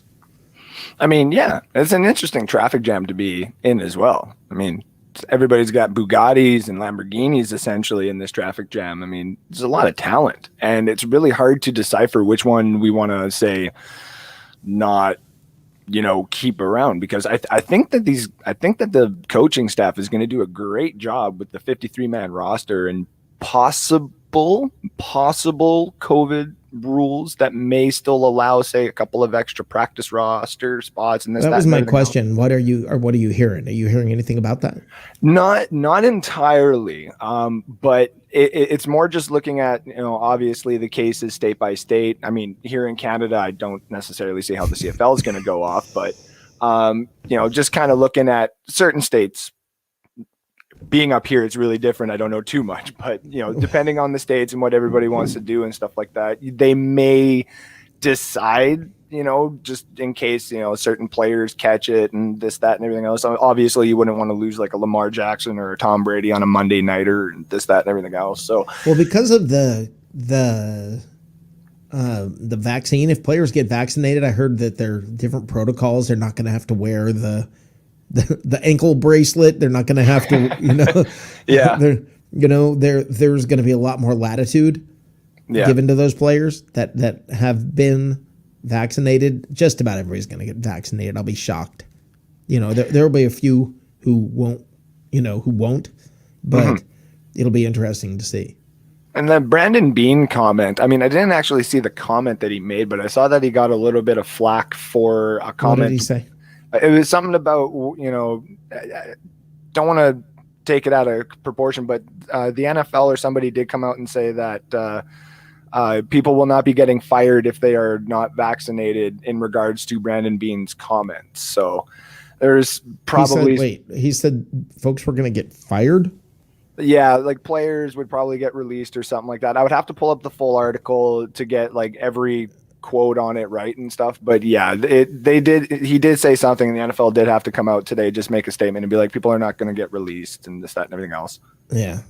Well, Mike DeRoche just asked if there's going to be an NFL Hard Knocks. Yeah, I would imagine there is. I would be shocked if there's not, because there's going to be training camp, so I'm guessing there will be Hard Knocks. And I'd be shocked if it wasn't the Jaguars. Yeah, it'll be the Jaguars. Yeah, everybody wants to get a look at Urban Meyer. Everybody wants to get a look at Trevor. I mean, even some of the personality that already exists in Jacksonville. Yeah, I'd watch that one for sure too. Right. Yeah, I honestly, do I believe that they're going to? I mean, well, they're not going to fire anybody for not getting vaccinated. No, but the thing is, if they don't get vaccinated, there are reasons you want to get vaccinated. When you're in a group like this, peer pressure is going to play into it. If you get COVID, you're gonna, people are gonna not be happy with you. I don't know what the testing is going to be like. I don't know how they're going to do it. You're probably going to have to get the swab. They're going to swab your brain regularly, twice a day or whatever it was that they were doing. If you don't get vaccinated, if you do, might be different. I don't know. I know they did say there would be certain restrictions for people who didn't get vaccinated, of course. Like you wouldn't be able to enter certain parts of the facility. You wouldn't be able to be in certain meetings, and you would be tested like twice a week, or you'd be tested before you entered. Like most teams had that kind of sent out to them as well. And it's like, yeah, it's basically it's drawing that hard line where it's like, we're not telling you that you have to get vaccinated, but it's probably a really darn good idea. You're just going to want to. Yeah, you're going to want to. Right. We're going to make it difficult on you if you don't. But I mean, which goes to everybody, right? So, well, yeah. I mean, listen, if you're an ordinary citizen, not that these guys aren't, but if you're an ordinary citizen, in NFL terms, if you're a civilian, look, if you don't, you can't travel as freely and do some different things as freely as and more and more and more things start to open up, especially if you've been vaccinated. And I think what's happened is they're coming to a point where they're saying, okay, if you don't get vaccinated and something bad happens to you, sucks to be you. It was your choice. Yeah. And now it's a matter of you have the option, whereas before you didn't. You were just in danger. Now you kind of have an option. Yeah. And I think that plays into it. I don't know. Mike DeRoche, Mike, put a post or respond in the chat there. You had gotten your first COVID shot and it was kind of rough on you. Did you get your second one yet? I want to hear about that. So, yeah, I'm interested. Canada just opened up to next week, where 12 and over will finally get the Pfeiffer. So okay, there you go. Yeah, took a while, but we're getting there, guys. Right, it's coming. Yeah, it's coming. Well, let me do this, Andrew. I'm gonna run because our next guest is here, and I don't want to keep him waiting. That's all right. All My right. apologies for being late for you there, Mr. It's all Rick. good, brother. It's all good, and I look forward to hopefully you will be willing to come back. I mean, we're back on Monday, so I mean, we can talk about it. Or tomorrow night, you better be a part of the shenanigans. Oh, yeah. I'll be part of the shenanigans for sure. All right, excellent. Thanks a lot for coming by. Not a problem, Rick. Have yourself a good one. And to all the fans, we'll see you later. Yes, sir. All right, awesome. Now we're going to bring a brand new friend of the show, and I'm excited to have him here, Collin Haalboom from BucsBanter. I'm excited to have him here and talk a little Buccaneer football with a brand new friend of the show. How you doing, my friend? Rick, thanks for having me on. It's a pleasure. No, I appreciate you coming on. I really, really do. And I'm gonna go in a slightly different direction here than we all hear draft, and I'll get into that. But I want to talk about 2021, this coming season. I want to talk about it from a different perspective because I've tried to look at this team. I try to be objective. And being a longtime Buccaneers fan, let's be honest, I learn how to prepare myself by expecting bad things to happen. Of course, yeah. Now, and by the way, let me say this. I look at 2021 and I have to ask myself the question, with everything going right, what are the concerns? Yeah, I mean, I'm more concerned with what other teams are able to do. I mean, I look at what the Kansas City Chiefs were able to accomplish in the NFL draft. They improved their team drastically. You've got teams like, of course, they're lacking a legitimate quarterback, but you got the Denver Broncos who are going to bring in an elite defense with tons of depth. In terms of with the Buccaneers, I heard you earlier talking about, our depth, and it's almost like a log jam. But I don't view that as a problem. I think the biggest thing at play for us as Buccaneers fans or just evaluators of the team is the continuity factor. And I think it's such a significant factor, and it's an intangible one. It's not something you can necessarily quantify. But just like last year, for example, I was hoping things would work out. Tom Brady's first year, shortened off season, all these new pieces, new coaches, everyone needs to get to know each other. And I was waiting for this year, for 2021, for it to be the year that it clicked. And yeah, sure that's exactly how I felt, Collin. I was like, last year was like a year for maybe some hope, but not expectation. Yeah, it felt like a pipe dream last year, and it couldn't have gone better in terms of they just started clicking at the right time. So now we're carrying over that continuity. I feel like we're going to ride that momentum right into 2021. Right. So any concerns I have are not us. It's the target that the Buccaneers have on their backs now. Right. From all these other teams and all these great coaches. I think the Niners are going to be a problem this year. Right. The Saints, as you mentioned earlier, are still going to be a major issue, especially with the evil mastermind Sean Payton over there dialing things up. That's what I think fans are overlooking the most is the Saints. And I agree with you. I think the Bucs community enjoys to talk about the financial restrictions they're under right now because our front office has done just such an incredible job positioning us to be in a safe space. It's truly unbelievable. It's insane. It's one of those things that's like really hard to process. By the way, I'd be remiss if I don't ask this question, especially after Andrew Faubert being from Canada, our last guest. Where are you from? Yeah, I'm from. I'm just outside of Toronto, so the other side of the country a little bit. It looks like he's from Alberta. Yeah. I'm not sure what the heck is going on, and we even have Mike DeRoche in the chat right now, who is also from Canada. My show is overrun by Canadians. I'm sorry about that. I promise you, the rumors are true. We're friendly people, Rick. You absolutely are. Absolutely are. Toronto is one of my favorite cities too. I mean, I enjoyed Calgary and Toronto. Or is it Calgary? Yeah, Calgary. Yeah. Yeah, Calgary and Toronto. Yeah, loved both of them. Both of them. But okay, what are we overlooking as far as good stuff I talked about, okay, I think we're overlooking the Saints, and that could be a bigger challenge. What's the good news that maybe isn't getting the press? Like, I think the consistency on special teams and the additions on special teams, there's going to be a leap forward. I hope so. Again, it all comes back to that word I already mentioned, continuity. So the only concern I have with special teams, like we've lost our special teams ace, who's gone to the Chargers, right? And then, so hopefully these rookies can come in, because that's really was the clear agenda for Jason Light and his staff was to address special teams via the draft, and he did that, and it was unconventional for us, for someone who loves the NFL draft like myself. I'm comparing it to these other teams who have all these other needs to fill, and I really had to wrap my head around the fact that that is where we need to add pieces. Well, it's weird to think of drafting for special teams. It's kind of weird to think about that, because you're always trying to fill holes. Look, when they always say during the draft, do you draft by need, or do you draft best player available? What's the answer to that when you're drafting 32, so the best players are not as available, and you don't really have glaring needs? I mean, do you just take a flyer on a Trask? Is that how that works? I guess so. I mean, I think they clearly had their eyes on Trask. I think at the top of the draft, they were genuinely going best available.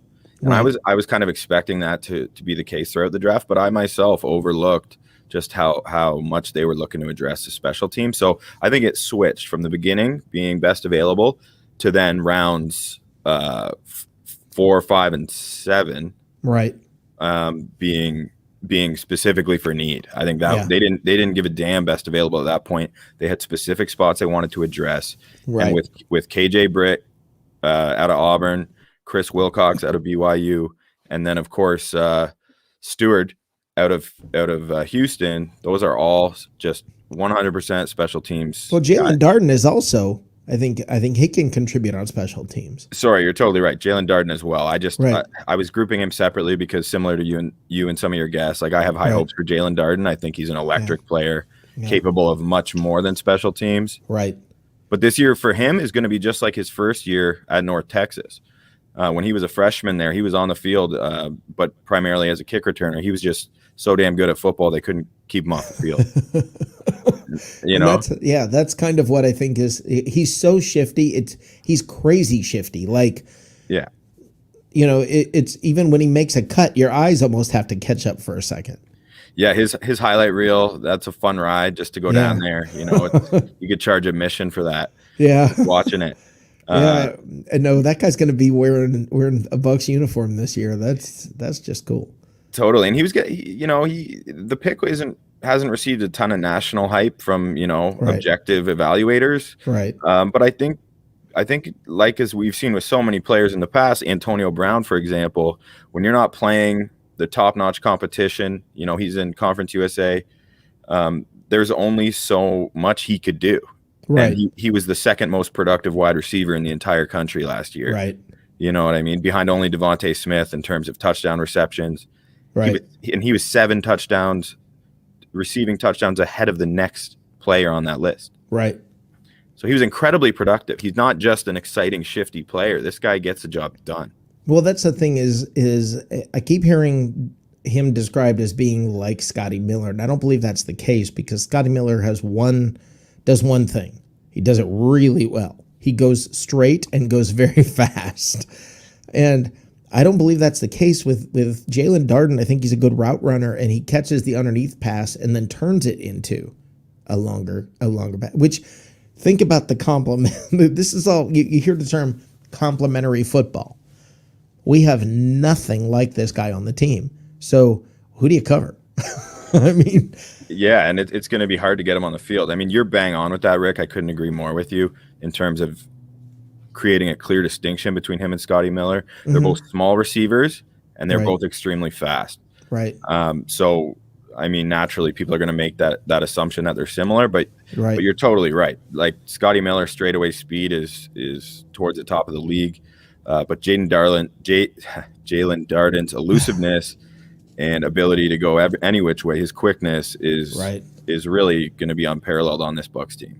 Yeah. As good as they are. How, as far as the overall offseason, it's crazy that, they brought back all 22 of their starters from week 1, and then they brought back Antonio Brown, and then they brought back, all their backup quarterbacks. Everybody's back.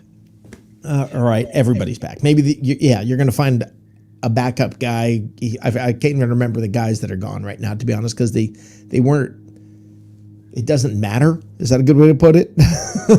It's almost unfathomable how it's like a dream for any Bucs fans out there, right, who are watching this right now. I mean, you're just riding this high. It just seems to somehow get better. You win a Super Bowl, first Super Bowl since 2002. You think after what we've been through as Buccaneer fans, right?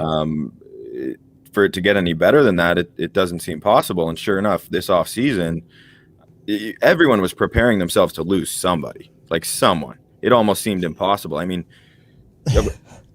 but again, that's why it all comes down to that front office, Mike Greenberg, Jackie Davidson, Jason Light, the whole crew, for them to have had the foresight leading up to this, even though they weren't in a successful position, and they had every excuse to become desperate and try and bring guys to Tampa on short-term contracts, and they obviously didn't feel the pressure from the Glazers, the ownership group, to do that, and they allowed.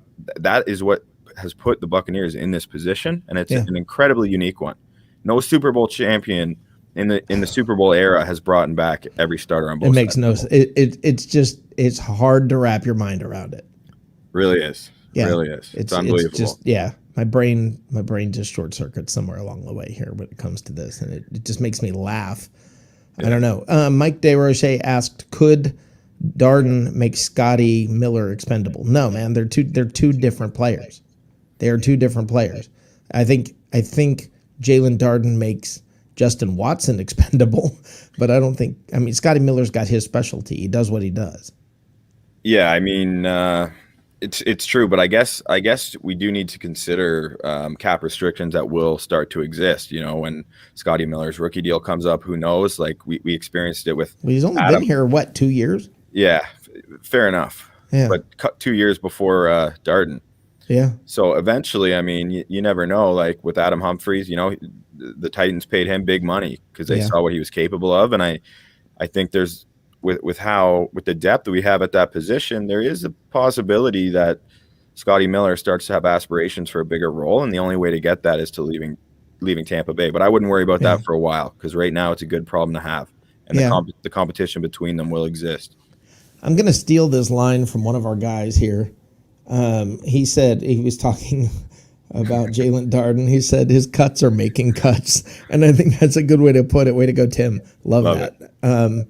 But yeah, I think that's a good description of it. I mean, I watch his highlight film, and like you said, you could charge admission. It gets me jacked up when I watch it, and I'm thinking, this guy, we drafted him when, Yeah. I mean, yeah. And then you look at the production, right? You don't expect it. So we drafted him 129th overall. Right. We did move up to get him with the Seahawks, but sacrificed a 6th round pick and our own 4th. But I'm excited about that pick. That's one of those high ceiling ones that I wanted, that I was expecting. Yeah. In addition to Joe Tryon, those guys have the highest ceiling of the players we've selected. I actually feel bad for Joe Tryon because he is the complete Rodney Dangerfield pick, where it's like, I mean, the guy is not getting the respect he deserves. I mean, usually they parade your number 1 pick out there and make a big deal out of it, and all we're hearing is Trask. And the guy's not even. I mean, there's no chance the guy's not playing this year. I mean, I don't even think he'll get garbage time. Are you talking about Trask or Tryon? Yeah, when you say Trask. That? Yes, no, you're absolutely right. He's not even going to be the backup, right? Bringing back Blaine Gabbert, all but verified that for us, and I think that leads to more questions about the Trask pick. Yeah, but.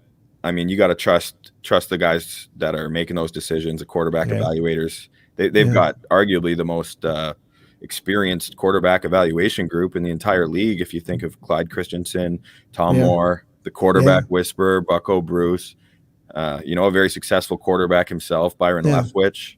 Yeah. Well, so, I don't know about very successful. He was sort of successful. But yes, fair enough. He had a career. He did. Johnny Dean says, says Auclair, I believe, was the Bucs' biggest loss. Now I want y'all to think about that. Anthony Auclair is the biggest loss on this team. Think about that. Let that soak over you. Yeah, we can only laugh when we hear these things. I mean, I think Ryan Smith, who I mentioned earlier, our gunner on special teams, I think his value was one of those things that a lot of people maybe don't notice or take for granted, but he was a true ace on special teams. Yeah. And he went to the Chargers because I think they've probably told him he's going to have a chance to play some corner there. Yeah. Johnny Dean says Robert Hainsley is the most exciting pick, and Mike DeRoche says, I'm watching Darden highlights. Holy cow, he's dynamic for sure. Yeah, man, it is. You watch those highlights, and I get excited remembering them. Totally. Yeah. They stick with you, don't they? Yeah. You know who else was like that the year before was Keyshawn Vaughn. Absolutely. He had a highlight reel that I was like, holy cow, who is this guy? Yeah, it's similar. Keyshawn Vaughn was a guy I didn't know much about, and then when you look into it, he's got some great highlights, and he was averaging almost 7 yards a carry in the SEC. Yeah, and not just one or two. It's not like his highlight reel was, he's got a good play here or there. I mean, it was like, settle in for a while, pop your popcorn, grab yourself a cold beverage, kick back, and watch his highlights. And I mean, that's the future. That's the fun part, is that's actually the future, and that's your depth. For sure, yeah. No, you got to be thinking forward, and you got to be harnessed into what's going on now too. Which our friend there who chimed in about Robert Hainsey, I think it's good to bring that up because we haven't touched on Robert Hainsey yet, and he's obviously a very accomplished offensive lineman. He played right tackle his entire career for the Fighting Irish, which I also call O-line U. Right. But he's going to make the switch to interior offensive line. That's where he projects best in the NFL. And he was, he went out to the Senior Bowl and he was playing center there for the first time. Yeah. And obviously he opened the eyes of Jason Light and whoever they had there. Is this true? Anthony Auclair's from Canada? Yes, it is true. It is true. He went to the university. What the heck, man? You guys are invading. I mean, we need a wall up north, not down south. Hey, well, you took our basketball team, so let's call it a fair trade-off, shall we? Yeah, there you go. Yeah, he played at the University of Laval. Auclair. Okay. Yeah. So he's in Montreal. Okay. Mike DeRoche asks, could Darden be a starter this year on special teams? Possibly. Who be a starter? It's really hard. Who are you gonna displace? Evans, Godwin, or Brown? I mean, no, he's probably not going to be a starter. No, I mean, unless someone gets hurt or a couple guys get hurt, which can happen. It happened last year. Yep. I don't expect that, but I would say I'm pretty darn confident that he's going to be returning kicks for us, and I think that's the primary reason why he was selected. And then Tim Witherspoon says, Rick, the Bucs got rid of their Canadian, and Auclair, yours are multiplying. It's the truth, man. Every time I turn around, there's another guy that's coming on who's from Canada. But you guys are all very, very nice, and I want to thank you for coming by. I don't want to take up a lot of your time because I want you to come back. So, I appreciate it, Rick, very much. Tell everybody where to find you and tell everybody about BucsBanter. Yeah, so BucsBanter is just a website for exactly that, Buccaneer Banter. And I post all my articles there. I've covered the NFL draft this season quite extensively. And throughout the season, all year round, there's going to be tons of coverage, all sorts of fun stuff. And then we have a YouTube channel at BucsBanter and podcast. BucsBanter podcast is up on Spotify and Apple. And we're just really talking everything Tampa Bay Buccaneers, and would love to get tons of engagement from all of you amazing Buccaneers fans out there. So come holler at us and tell us what you'd like to hear about, and we'll get some articles published, and we'll be sure to talk about it on the podcast. All right, well, that would be awesome, and I appreciate the fact that you stopped by. And, I really appreciate it. Hopefully, I can do it again, Rick. It was a pleasure. Please do, and thank you so much for coming by. And that's Collin. Collin Haalboom. You nailed it. It every time. You're doing great. Want to make sure I'm getting it right. I hate when I say names wrong. And I'm not just saying that because I'm Canadian. You got it right. Yeah. You're not just being polite. That's right. Thanks a lot, Collin. All right. Go Bucs. Go Bucs. All right. That was awesome. That was awesome. Hopefully he will be willing to come back because that's a great guest. That's how you do it, guys. So I want to do this. I want to open it up one more time to you guys, to hear from you guys before we close the show out. So I want to talk to you guys one more time. It is your turn.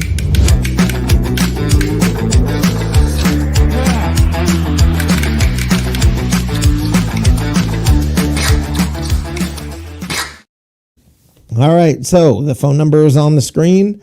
I'm going to go ahead and put the link up here. If you want to come on, you are welcome to come on the video chat, which the link will be down here in just a moment. You're welcome to come on either way, either on the phone if you want to come on audio, or if you want to come on video, the link that I just posted for you. It's up to you. But anyway, I'm looking forward to hearing from you guys. I want to hear from you. I want to know what you guys think about this year. I want to talk to you guys about the power rankings. The Bucs have now maintained the first position in the power rankings from before the draft to after the draft, and they really jumped forward when they re-signed AB, and they've just re-signed everybody. So they moved into first position in the power rankings. Most of them that I see, everybody's got their own power rankings, but. Okay, so they are first now in the power rankings and holding. And I want to talk to you guys about that. I also want to talk to you about one other thing. Tom freaking Brady, his health. We all know he had surgery. It wasn't that long ago. He was talking about how he's not ready to get out there yet and do much. Well, now comes news. He's invited and has had Kyle Trask out throwing with him. So Brady is out throwing the ball. He is at a point where his health is at least that healthy. So I want to hear from you guys. Let's talk. Either come on to the video chat, Mike DeRoche. Yes, I'm talking to you. Or why don't you give me a shout on the phone line, 678-825-5263, 678-TALK, the number 2, me. And I want to hear from you guys. But I want to talk about the power rankings, and I want to talk Brady and Brady's health and how all signs are looking good. When I heard the news that Brady asked Trask to come throw with him, first of all, yes, it's the leadership thing. It's everything you come to expect from Brady, and it's not a shock anymore. Now it's, of course, he asked him. I mean, it's the right thing, and Brady's gonna do the right thing. I mean, that seems how it goes. Tom Brady is the best leader I have ever seen on the football field. It's crazy because Peyton Manning I thought was an amazing leader. John Elway I thought was an amazing leader. They pale in comparison to Tom Brady on the field and his on the field leadership. It's amazing to me with, like, you have, and I'm going to bring this up, and I know it's a touchy subject these days, and everybody freaks out and flips out just by saying the name, but I'm going to bring up the name, Aaron Rodgers. Aaron Rodgers. Look, Aaron Rodgers flips out when they draft Jordan Love, right? He gets all mad. He's upset. Tom Brady, yeah, bring in the rookie. I mean, why? And this is the difference, guys. And I want you to follow with this, and I want you to know that this is why, right here, what I'm about to tell you, this is why Aaron Rodgers loses in the NFC Championship game. This is why Drew Brees would lose in the NFC Championship game. This is why Tom Brady wins, whether it's the NFC or AFC Championship game. Tom Brady's not afraid of competition. Tom Brady's not afraid of the other guy behind him. He's just going to beat him. And that, to me, guys, says more about Tom Brady and why this team won the Super Bowl than anything. You're seeing in Tom Brady, you are seeing the leadership, you're seeing the quality, you're seeing the just a whole different thing. He's not trying to act like a leader. He's just leading because that's just what he does. That's what he does. He's not trying to be a leader. I always laugh at the guys who they make sure they come in, they're the first guy in and the last guy out because they're trying to look like a leader. There are a lot of people like that. There are a lot of people who make an effort to do the things that leaders do, and other people lead. They don't concern themselves with what looks like a leader. They just lead. Johnny Dean says Brady wasn't so keen on Jimmy Garoppolo. That's incorrect. Brady was not keen on the fact that Belichick was wanting to replace Brady with Garoppolo, and Brady fought for his position and won. Belichick lost that little battle, and Garoppolo went away. So Brady's fire and competitive fire to lead and competitive fire to win, that unending, absolutely undying, unquestionable, unbelievable fire to win is the difference. He was going to do that, and he did win over Garoppolo. He beat him out. They got rid of Garoppolo when Belichick wanted to keep him.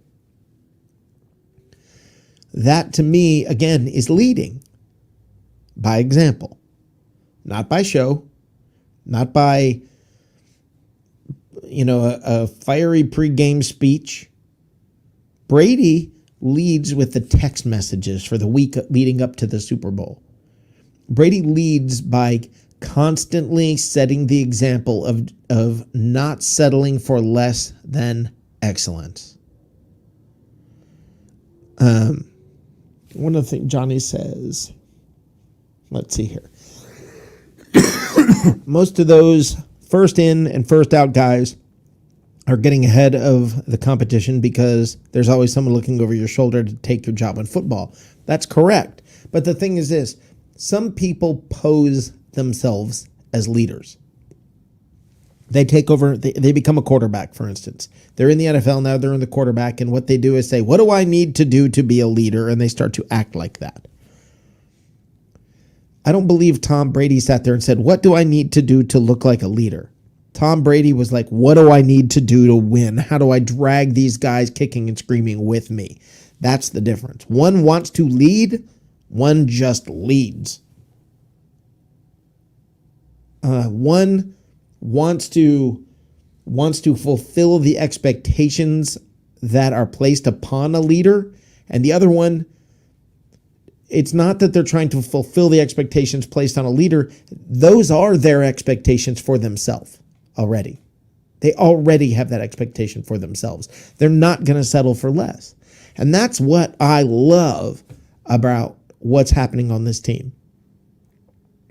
When the players call out AB because he hasn't signed yet, because they want to win, they got this fire to win, you can see this team didn't lose it. Remember in the second Rocky movie, I believe, or a third Rocky movie after he won, and the whole, Mickey saying, you lost the eye of the tiger, or whatever Rocky, whichever one of those movies it was, you lost the eye of the tiger. This team has not lost whatever that competitive fire is and desire to win, and you see it every day from the players, not just Tom Brady.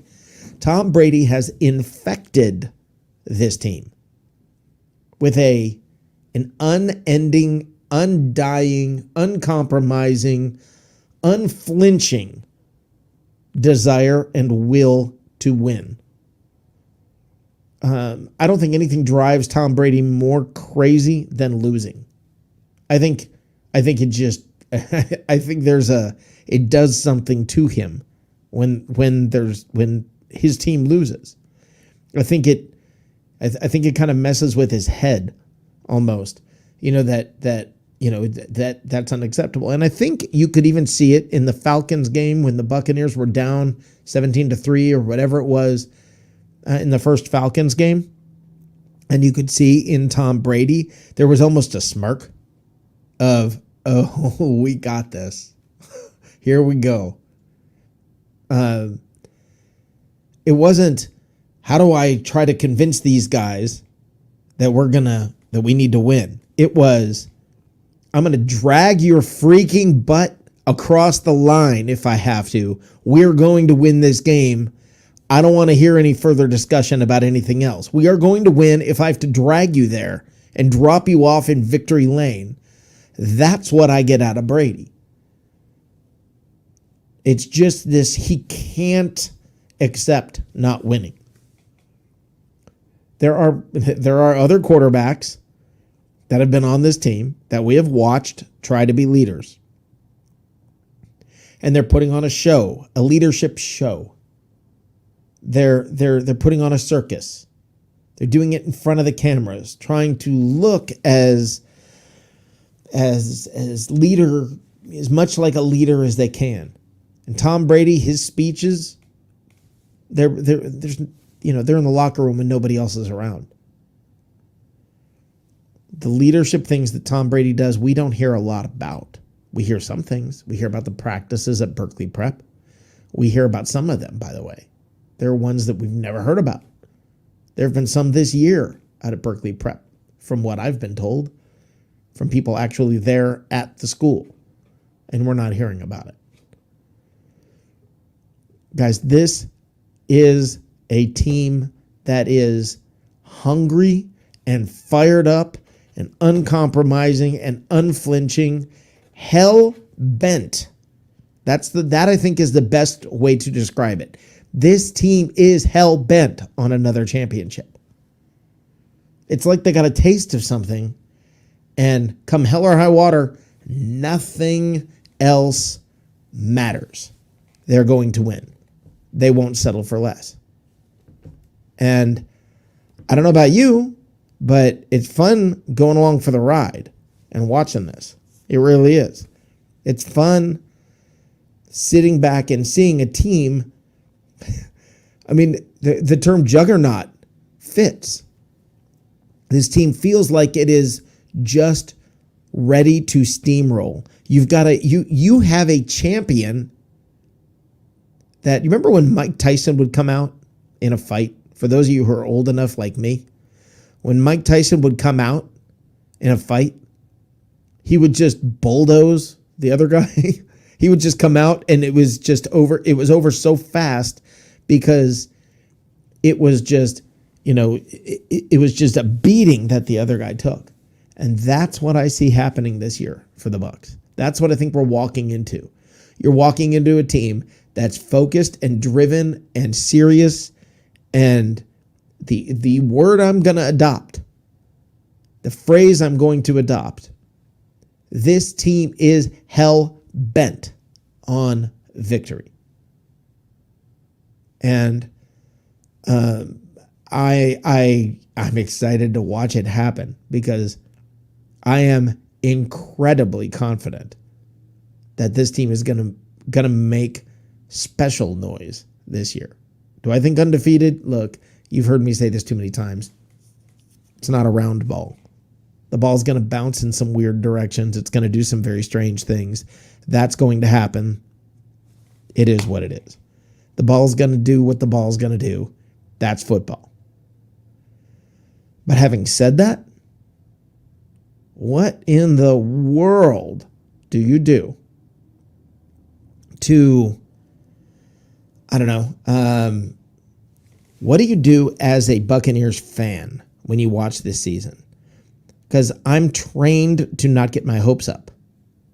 But as I watch this team, my hopes are up. I mean, my hopes are up. It is what it is. I mean, it look, this team being hell-bent on winning is hell-bent on no compromise. Everybody came back. Everybody came back. Even Leonard Fournette, who said, I want to be the bell cow. Even Leonard Fournette came back. AB, he's back, even though he hung around and took his time. So I don't know. Some things, there aren't even words that you can use sometimes when you look at this team. Is All right, follow me on this. Okay, everybody, follow me on this. Because I think this is something I think is very, very important to understand as a Buccaneers fan. You've had the crap kicked out of you for a very long time. Quit acting like that. The culture that Bruce Arians needed to change. As fans, we need to change. We need to change as fans. When people say, oh, Kyle Trask is terrible. Stop it. Stop doing that. It's okay now. We're winners. Enjoy it. Embrace it. Soak it up. Live it. Live like a champion. Root like a champion. Believe like a champion. Because you've got a team of champions. You picked the right team, guys. This is it. This is it. We are in the right position. We are in the right place. This is not a joke, guys. We're Super Bowl champions. We're still Super Bowl champions. We're still world freaking champions. You as a fan, that's your team. Believe in it. Believe in them. You got doubts, you got worries, you have concerns. I'm not really sure what you're doubting, worried, or concerned about. I'm having a hard time finding things to doubt or worry about or be concerned about. I'm trying. I'm trying. But the third string quarterback, yeah, that's not the thing I'm going to worry about. If that's your big complaint, I don't like the Trask pick. He's the third string quarterback. They're not counting on him. So go for the ride. Enjoy the victory. Enjoy the fun. Enjoy this. This is what you wait for. This is what it's all about. This is why you are a Bucs fan. Why you stuck with the team through the hard years. Think of those hard years. Think of how brutal it was. Think of the hope. You're there. This is what you were hoping for. Let's have fun, man. Let's have fun. Let's go along for this crazy freaking ride as Bucs fans and enjoy this year. Enjoy the fact that the greatest quarterback of all time, he's our freaking quarterback. Yeah, the greatest of all time. It's crazy. This is the team that we dealt with Mercer. We dealt with all the bad stuff. And now, what are we doing? What are we facing? This is insane. It doesn't get better than this. It does not get better than this. So, hop on board, man. And welcome new fans. Bring them in. Come on, guys. Come on in, new fans. Come on. Absolutely. Come on. Let's have a good time together. Yeah, you're new. Yeah, you might not stick around. Maybe you will. Who knows? Who knows? But for right now, you want to root with me? Awesome. Let's have some fun cheering. Not, I'm better than you as a fan. Stop it. Come on, man. You're a fan. We're all fans. Just have a good time. So, I don't know. I mean, to me, that's how I see it. But I want to hear things like, Johnny Dean, if you're still out there, let me give you the link one more time here. I'd like to hear from you again. I know you were on earlier. I'd like to hear from you again if you're up for it, if you're up for coming on camera. Or Mike DeRoche, either of you. You guys are regulars because Tim Witherspoon's afraid. Yeah, I called you out, Tim. So, yeah. And, I want to see that. I want to see what, okay, you call yourself a Bucs fan. And we all have a certain amount of pride that we were there during the difficult years.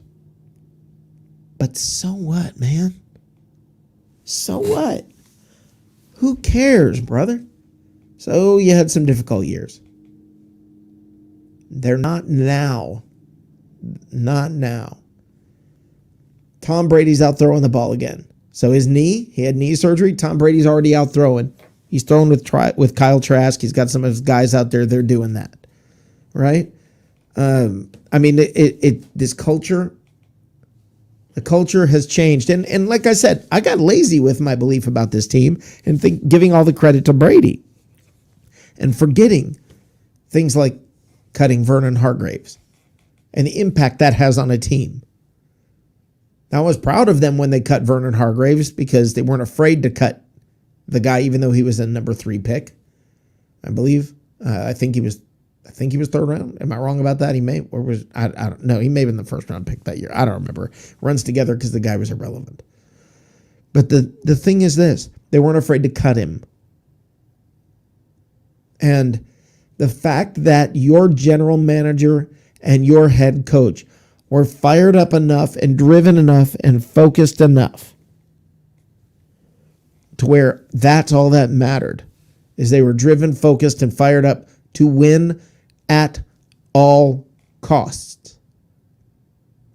So what does that mean? You've got a coach who's willing to win at all costs, and a general manager who wants to win at all costs, and ownership that wants to win at all costs, a quarterback that wants to win at all costs, and all these players getting on the guys who didn't re-sign because they want to win at all costs.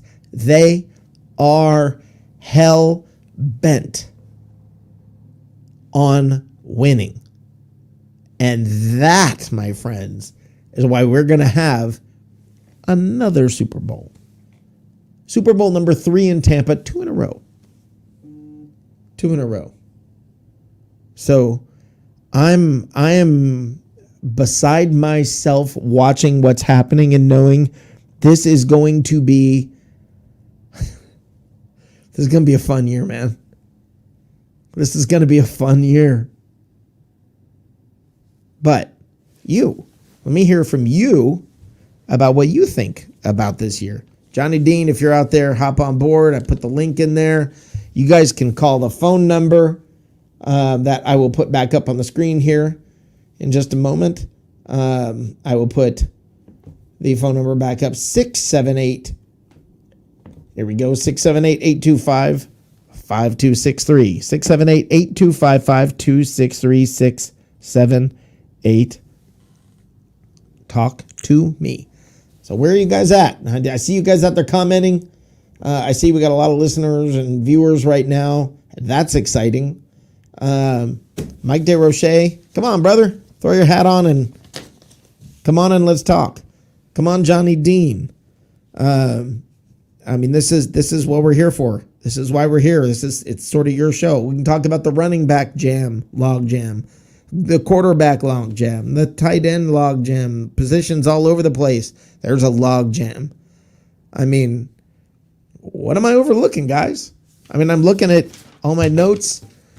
I'm trying hard to find a reason not to just really get excited about this year, and I'm coming up empty. I want to say this, though. I do want to mention this. I want to say, when it comes to the power rankings, who was ranked number 1 last year going into the season? Anybody remember? You probably don't, but you can guess. You can guess. You can guess that the number 1 team last year was Kansas City. But did it matter at the end of the year? No. They didn't win the Super Bowl, did they? So don't think it's just a given. How you doing, dude? Hey, what's Not a man. Welcome. Hey, I just wanted to jump on and say great show tonight, brother. I mean, gosh, you started off with Evan Winter. You had Andrew Faubert, Nick Sitro. Yeah. I'm going to butcher his name, Collin. Haalboom. Well, Collin Haalboom. from Canada. Haalboom. There you go. Yeah, Collin Haalboom. What a great show. Yeah, I'm amazed at all the talent. We even had Joshua Cole Allen come by, and the professor Johnny Dean came by. I mean, this has been. I know Josh with the brand new camera angle. How about that? I know. How about that? I was pretty excited about that. He sounded good. He had all his new toys hooked up. He was having a good time. That's pretty cool. Absolutely. Yeah, I just wanted to drop in real quick and give a shout out to everybody tuning in, everybody that shared the show and comment. Yeah. Make sure you head over to the Bucs Report YouTube channel and subscribe, as well as follow us on Twitter. But also, Rick, great job, man.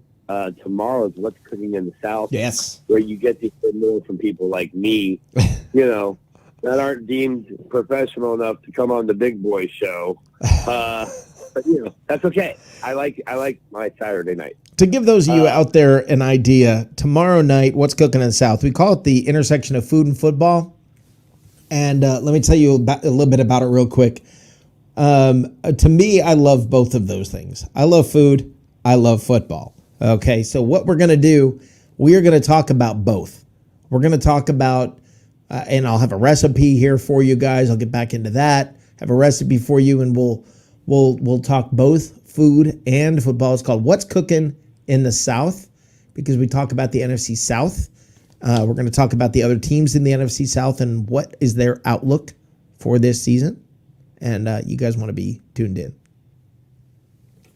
Well, let's be honest, though. It's called What's Cooking in the South, and yes, it's about food, football, and the NFC South. But it's basically us talking about food, football, the Buccaneers, and dogging on each other, as well as the Saints, the Falcons, and the Glitter Kitties. Yeah, it's the shenanigans run wild on that show. It's very different than what you're listening to now. If you've got a crazier side and sometimes you want to cut loose, and tune in tomorrow night, 8:30. Hey, speaking of cutting loose, a little later after this show tonight, yes, ladies and gentlemen, 3 consecutive live Bucs or shows on Bucs Report on Friday. We don't have Cup of Ray with Ray Kennedy. We have, you ready for this? Are you ready? I'm listening. It's a shot of Ray live from Ferg Sports Bar in St. Petersburg, Florida. Nice, a shot of Ray. Yeah, see how that ties in with the whole vaccine thing? Yeah. Oh, there you go. Oh, I didn't see that. Nice. Very He's nice. Vaccinated. He's back amongst the people, ladies and gentlemen. Tampa Bay Ray Kennedy, best of the Bay. Yeah. But Rick, I had to say, man, great job as always. The jacket game is getting stronger every show each week, so kudos to that. Great job to Nick Sitro and his beard. Yeah. Great beard. It's like Nick. But not as good as the crazy ginger that we know, Andrew Faubert, and his does he look like the guy from the Blondie paper towels? Now I'll see that every time. You know that, don't you? You're welcome. And that's part of what you get on What's Cooking in the South. That's our love. That is just a little bit of what it's like for 2 straight hours on What's Cooking in the South. Hey, the beauty of it is, man, is again, let's wrap it up with football now. I'm gonna jump off here because I gotta go yell at Ray Kennedy. The Buccaneers won the Super Bowl, returned all their starters. Yeah. Brought in a couple extra little pieces, and they're the favorites. Right. Ladies and gentlemen, if you're a Bucs fan right now, you are sitting here as the odds-on, not just the public opinion, not just a certain section of the media, the Vegas odds-on favorite to go to and win the Super Bowl. So, however bad your day is, whatever day it is, however crappy weather you're dealing with, just remember that, Bucs fans. Not just you, not just the media, but Vegas thinks the Buccaneers are going to repeat as Super Bowl champions. You can't get much better than that. Yeah. No, absolutely. Absolutely. And but hey, enjoy your night, brother. I'm going to jump off here. Like I said, I got to yell at Ray Kennedy and get him going. And, brother, we've got how many more days until the schedule release? 4 or 5? What's today? Friday? Yeah, 5. 5 days till the schedule release. And what do you guys want to see? That's what we'll talk about that on Monday. I'll get into that a little in greater detail about what we're. Hey, great job to everybody that came on. Thank you, everybody, for tuning in, commenting, liking, and sharing. Go subscribe to Bucs Report on YouTube. Follow on Twitter. Follow us on Facebook. We appreciate everything that each and every one of you do for us. The dude is going to go have a nice frosty beverage. Nice. And enjoy Sean Bray live from Ferns here. Very nice. Rick, as always, great job. Tell everybody you love them. Tell everybody you're happy. I'm going to get out of here. I'll talk to you. Have a good night. That was awesome. That was absolutely awesome. The dude coming on strong, as the dude always does. And you know what? Johnny Dean brought up the miscreants. I did not talk to you guys about the miscreants. The miscreants are the listeners on tomorrow night's show. And man, I love me some miscreants. I am a miscreant to the core. I expect you guys to all, hop on board tomorrow and be a part of the shenanigans, be a part of the weirdness, be a part of the craziness that we have on tomorrow night's show. But anyway, there's very little chance that look. It all started with the miscreants for me. It really did. And I love this show. We call this the Pandemonium. A pandemonium is a group of parrots being the pirate's bird. The pirate army is what the listeners are of this show. And I love you guys. You guys are awesome. And all the sharing, please hit share, please hit like, please hit all of that. Do all of that. Much appreciated. But without the parrot army and without the miscreants on tomorrow night's show, it gets kind of boring. So I want to hear you guys. That's very, very important to me. That's what we do this for. So with the Bucs, anyway, I want to get back on this because to me, this is something that's important to me. This is when I look at the culture. When I look at the Bucs culture and when I look at the way that things have changed and I look at how the team has changed and how I had begun to really give all the credit to Brady. And I forgot about the core of when things changed and how things changed. First of all, credits to the Glazers. The Glazers deserve a ton of credit because, like it or not, we can talk all day long. Do you know how many teams? There are a lot of teams that have never won a Super Bowl that are a lot older than the Buccaneers. They've never won the Super Bowl. There are even some that have never been to the Super Bowl. The Bucs have won 2.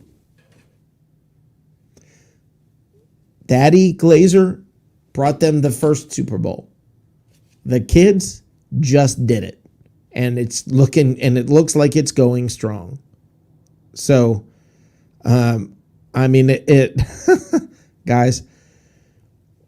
if you stop and look at the core of what makes a difference on any team, it is the ownership. I will tell you this from personal experience. I've worked for a couple of NFL franchises. Having worked for those franchises, the culture starts at the top. Do not be mistaken. Do not make this mistake. The culture starts at the top. Absolutely starts at the top. You don't believe me? Let me point out something that Bill Belichick has not always been the Patriots coach. He's coached other teams, and they did not do so well. He's been hired by 2 other teams. He quit one of them before, one day into being that team's head coach, and then the other team was the Browns. But he got to New England with Robert Kraft, who's a good owner, and you put the 2 pieces together and everything starts to work. You have to get the right ownership with the right general manager, with the right head coach. And the Bucs may have... do you remember all the memes that came out of Sandra Bullock with that movie she did where she was blindfolded? That was the Bucs searching for a coach for a while. Just blind, whatever, grabbing it, whatever, taking whoever. They took the Rutgers head coach and made him their head coach. Why? Well, they got left at the altar and then Belichick recommended him and whatever. To me, guys, you're looking at, it's the ownership. It's the ownership. I'm going to say it again. It's the ownership that sets the tone, that sets the pace, that sets everything. Carl Hardy said, doesn't say much for the Cowboys. Exactly, Carl. Exactly. You could not have put that more perfectly. Collin, anything for the professor. Look, guys, it starts with ownership, then it goes to the general manager. And do you guys remember all the people calling for Jason Light's head? Do you realize how close he came to getting fired? Do you realize how close this whole thing we're experiencing, do you realize how close we came to this never happening? We were that close, man. It almost didn't happen. But Jason Light got the coach that he wanted. He was about to lose his job.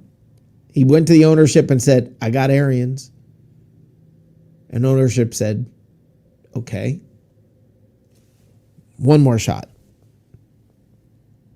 So now, the ownership has the general manager that they've wanted with Jason Light. The general manager has the coach that he wanted in Bruce Arians, who has the quarterback that he wanted in Tom Brady. And all the players and all the pieces and all the parts are moving correctly and as they need to. That is how it works. That's how it all works, guys. That's the key. That's the magic formula. It's not the head coach is bringing in. I mean, the ownership has a coach that they're not that familiar with, but somebody told them they ought to hire, and that's what you had with Schiano. Okay, you end up with pieces and parts and everything where it's not all the gears are working together. I look at it like a watch or a clock, and all the gears are turning and spinning together, and everything's working perfectly. Everything's in sync. Everything is working together. You've heard the term complementary football? Let me say this. Complementary football starts with ownership.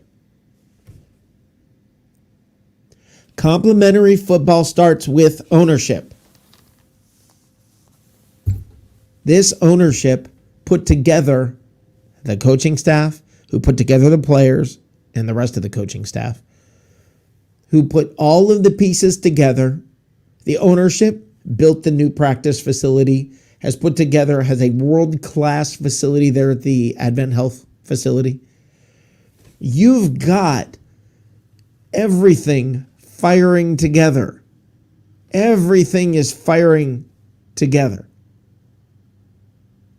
That is where the difference comes in. So guys, I don't know about you. I don't know what you're thinking. I don't know what's going on in your minds as Bucs fans, but I can tell you this.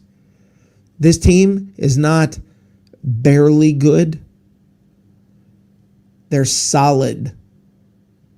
And the thing, again, that makes all of the difference in the world to me is the fact that they are, once again, I'm going to say it, hell bent on winning. They are hell bent on victory. And it's almost, and this is what I almost think it is with Tom Brady.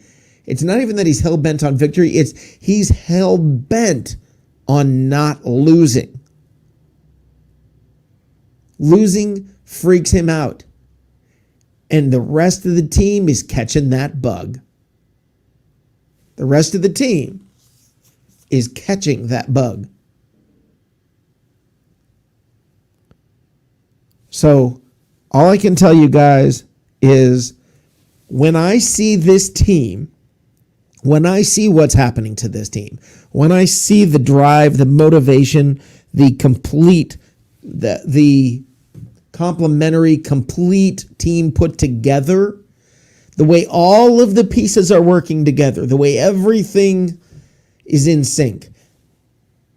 And then I look forward to this season. Who's going to beat them? I'm going to remind you guys of something. And this is no small deal. I want to remind you, and I want you to think about this and soak it up and wrap your mind around this. The Kansas City Chiefs couldn't score a touchdown for 7 straight quarters against this team. Not 1 quarter. That's an accomplishment. Not 2 quarters, a half. That's a great half against the Chiefs.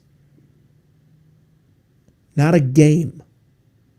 They went 7 quarters without allowing the Chiefs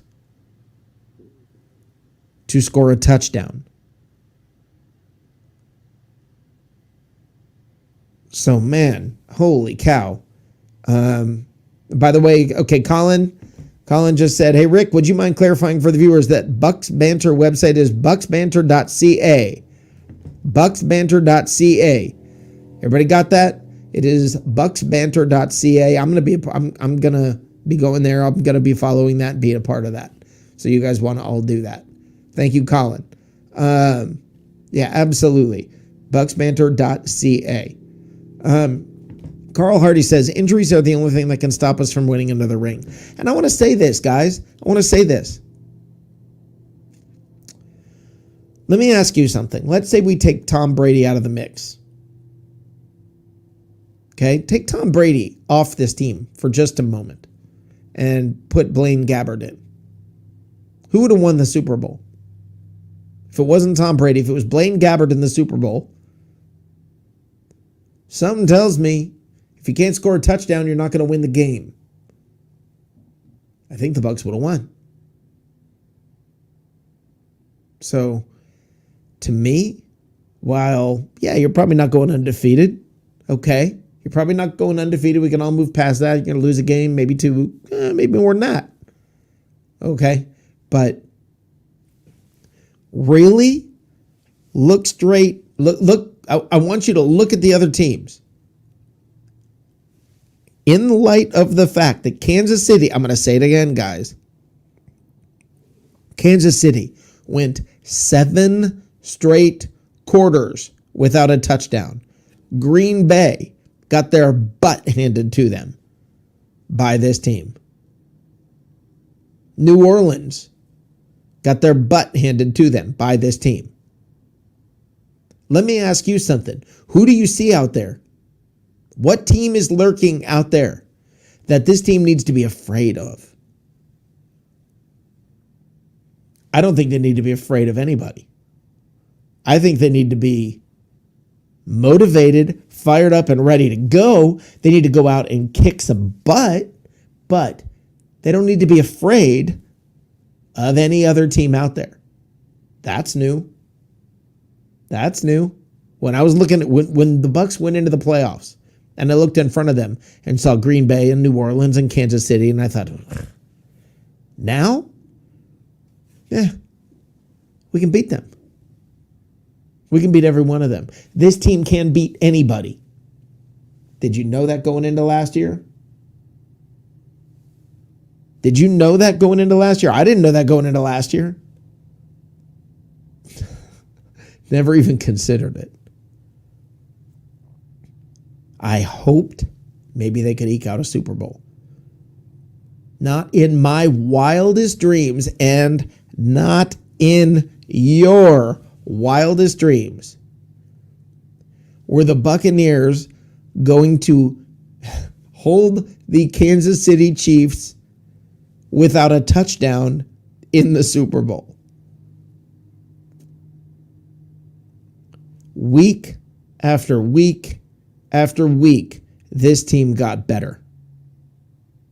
Week after week after week, this team caught more of the disease of winning. The Kansas City Chiefs, here's where the difference lies. The Kansas City Chiefs got full of themselves, thought they were entitled to win another game because, well, they're the Kansas City Chiefs and they've got Patrick Mahomes. Tampa is hungry. The Bucs are hungry and fired up and ready to just go kick some butt. That is what I'm looking forward to. If Ray Kennedy's out there, hop online here real quick, and we'll do a little handoff. But I'm excited. I am about as jacked up as you can be, guys. for this year. This is what it's all about, guys. This is what we wait for. This is what we wait for. This is why we're all fans. So, all right, guys, we're going to call it a night. I want to thank you guys for all being a part of this show one more time. I'm going to go to a commercial here right before the end, but I want to thank you guys for being a part of this. This was a great show. Thank you very much to Evan Winter for coming on and spreading the knowledge. You are a brilliant guy. Joshua Cole Allen, you're an inspiration, brother. You are something special, and thank you for coming on and sharing your. I don't even have words for everything you accomplish. Thanks for sharing that with us, Andrew Faubert. Thank you for coming on. And I'm looking forward to seeing you live in the cheap seats on Sunday night. And Nick Sitro, next week, you're going to be on for longer, my friend. We had a bit of a traffic jam waiting to get on the show. And to Collin Haalboom from BucsBanter.ca. BucsBanter.ca. Thank all of you guys for being here. I want to thank every one of you for being a part of what is a whole lot of fun that we have going on around here. And I'll see you tomorrow night on the show that I'm about to play a commercial for, at the intersection of food and football, tomorrow night at 8:30 on What's Cooking in the South. Have a good night. Go Bucs.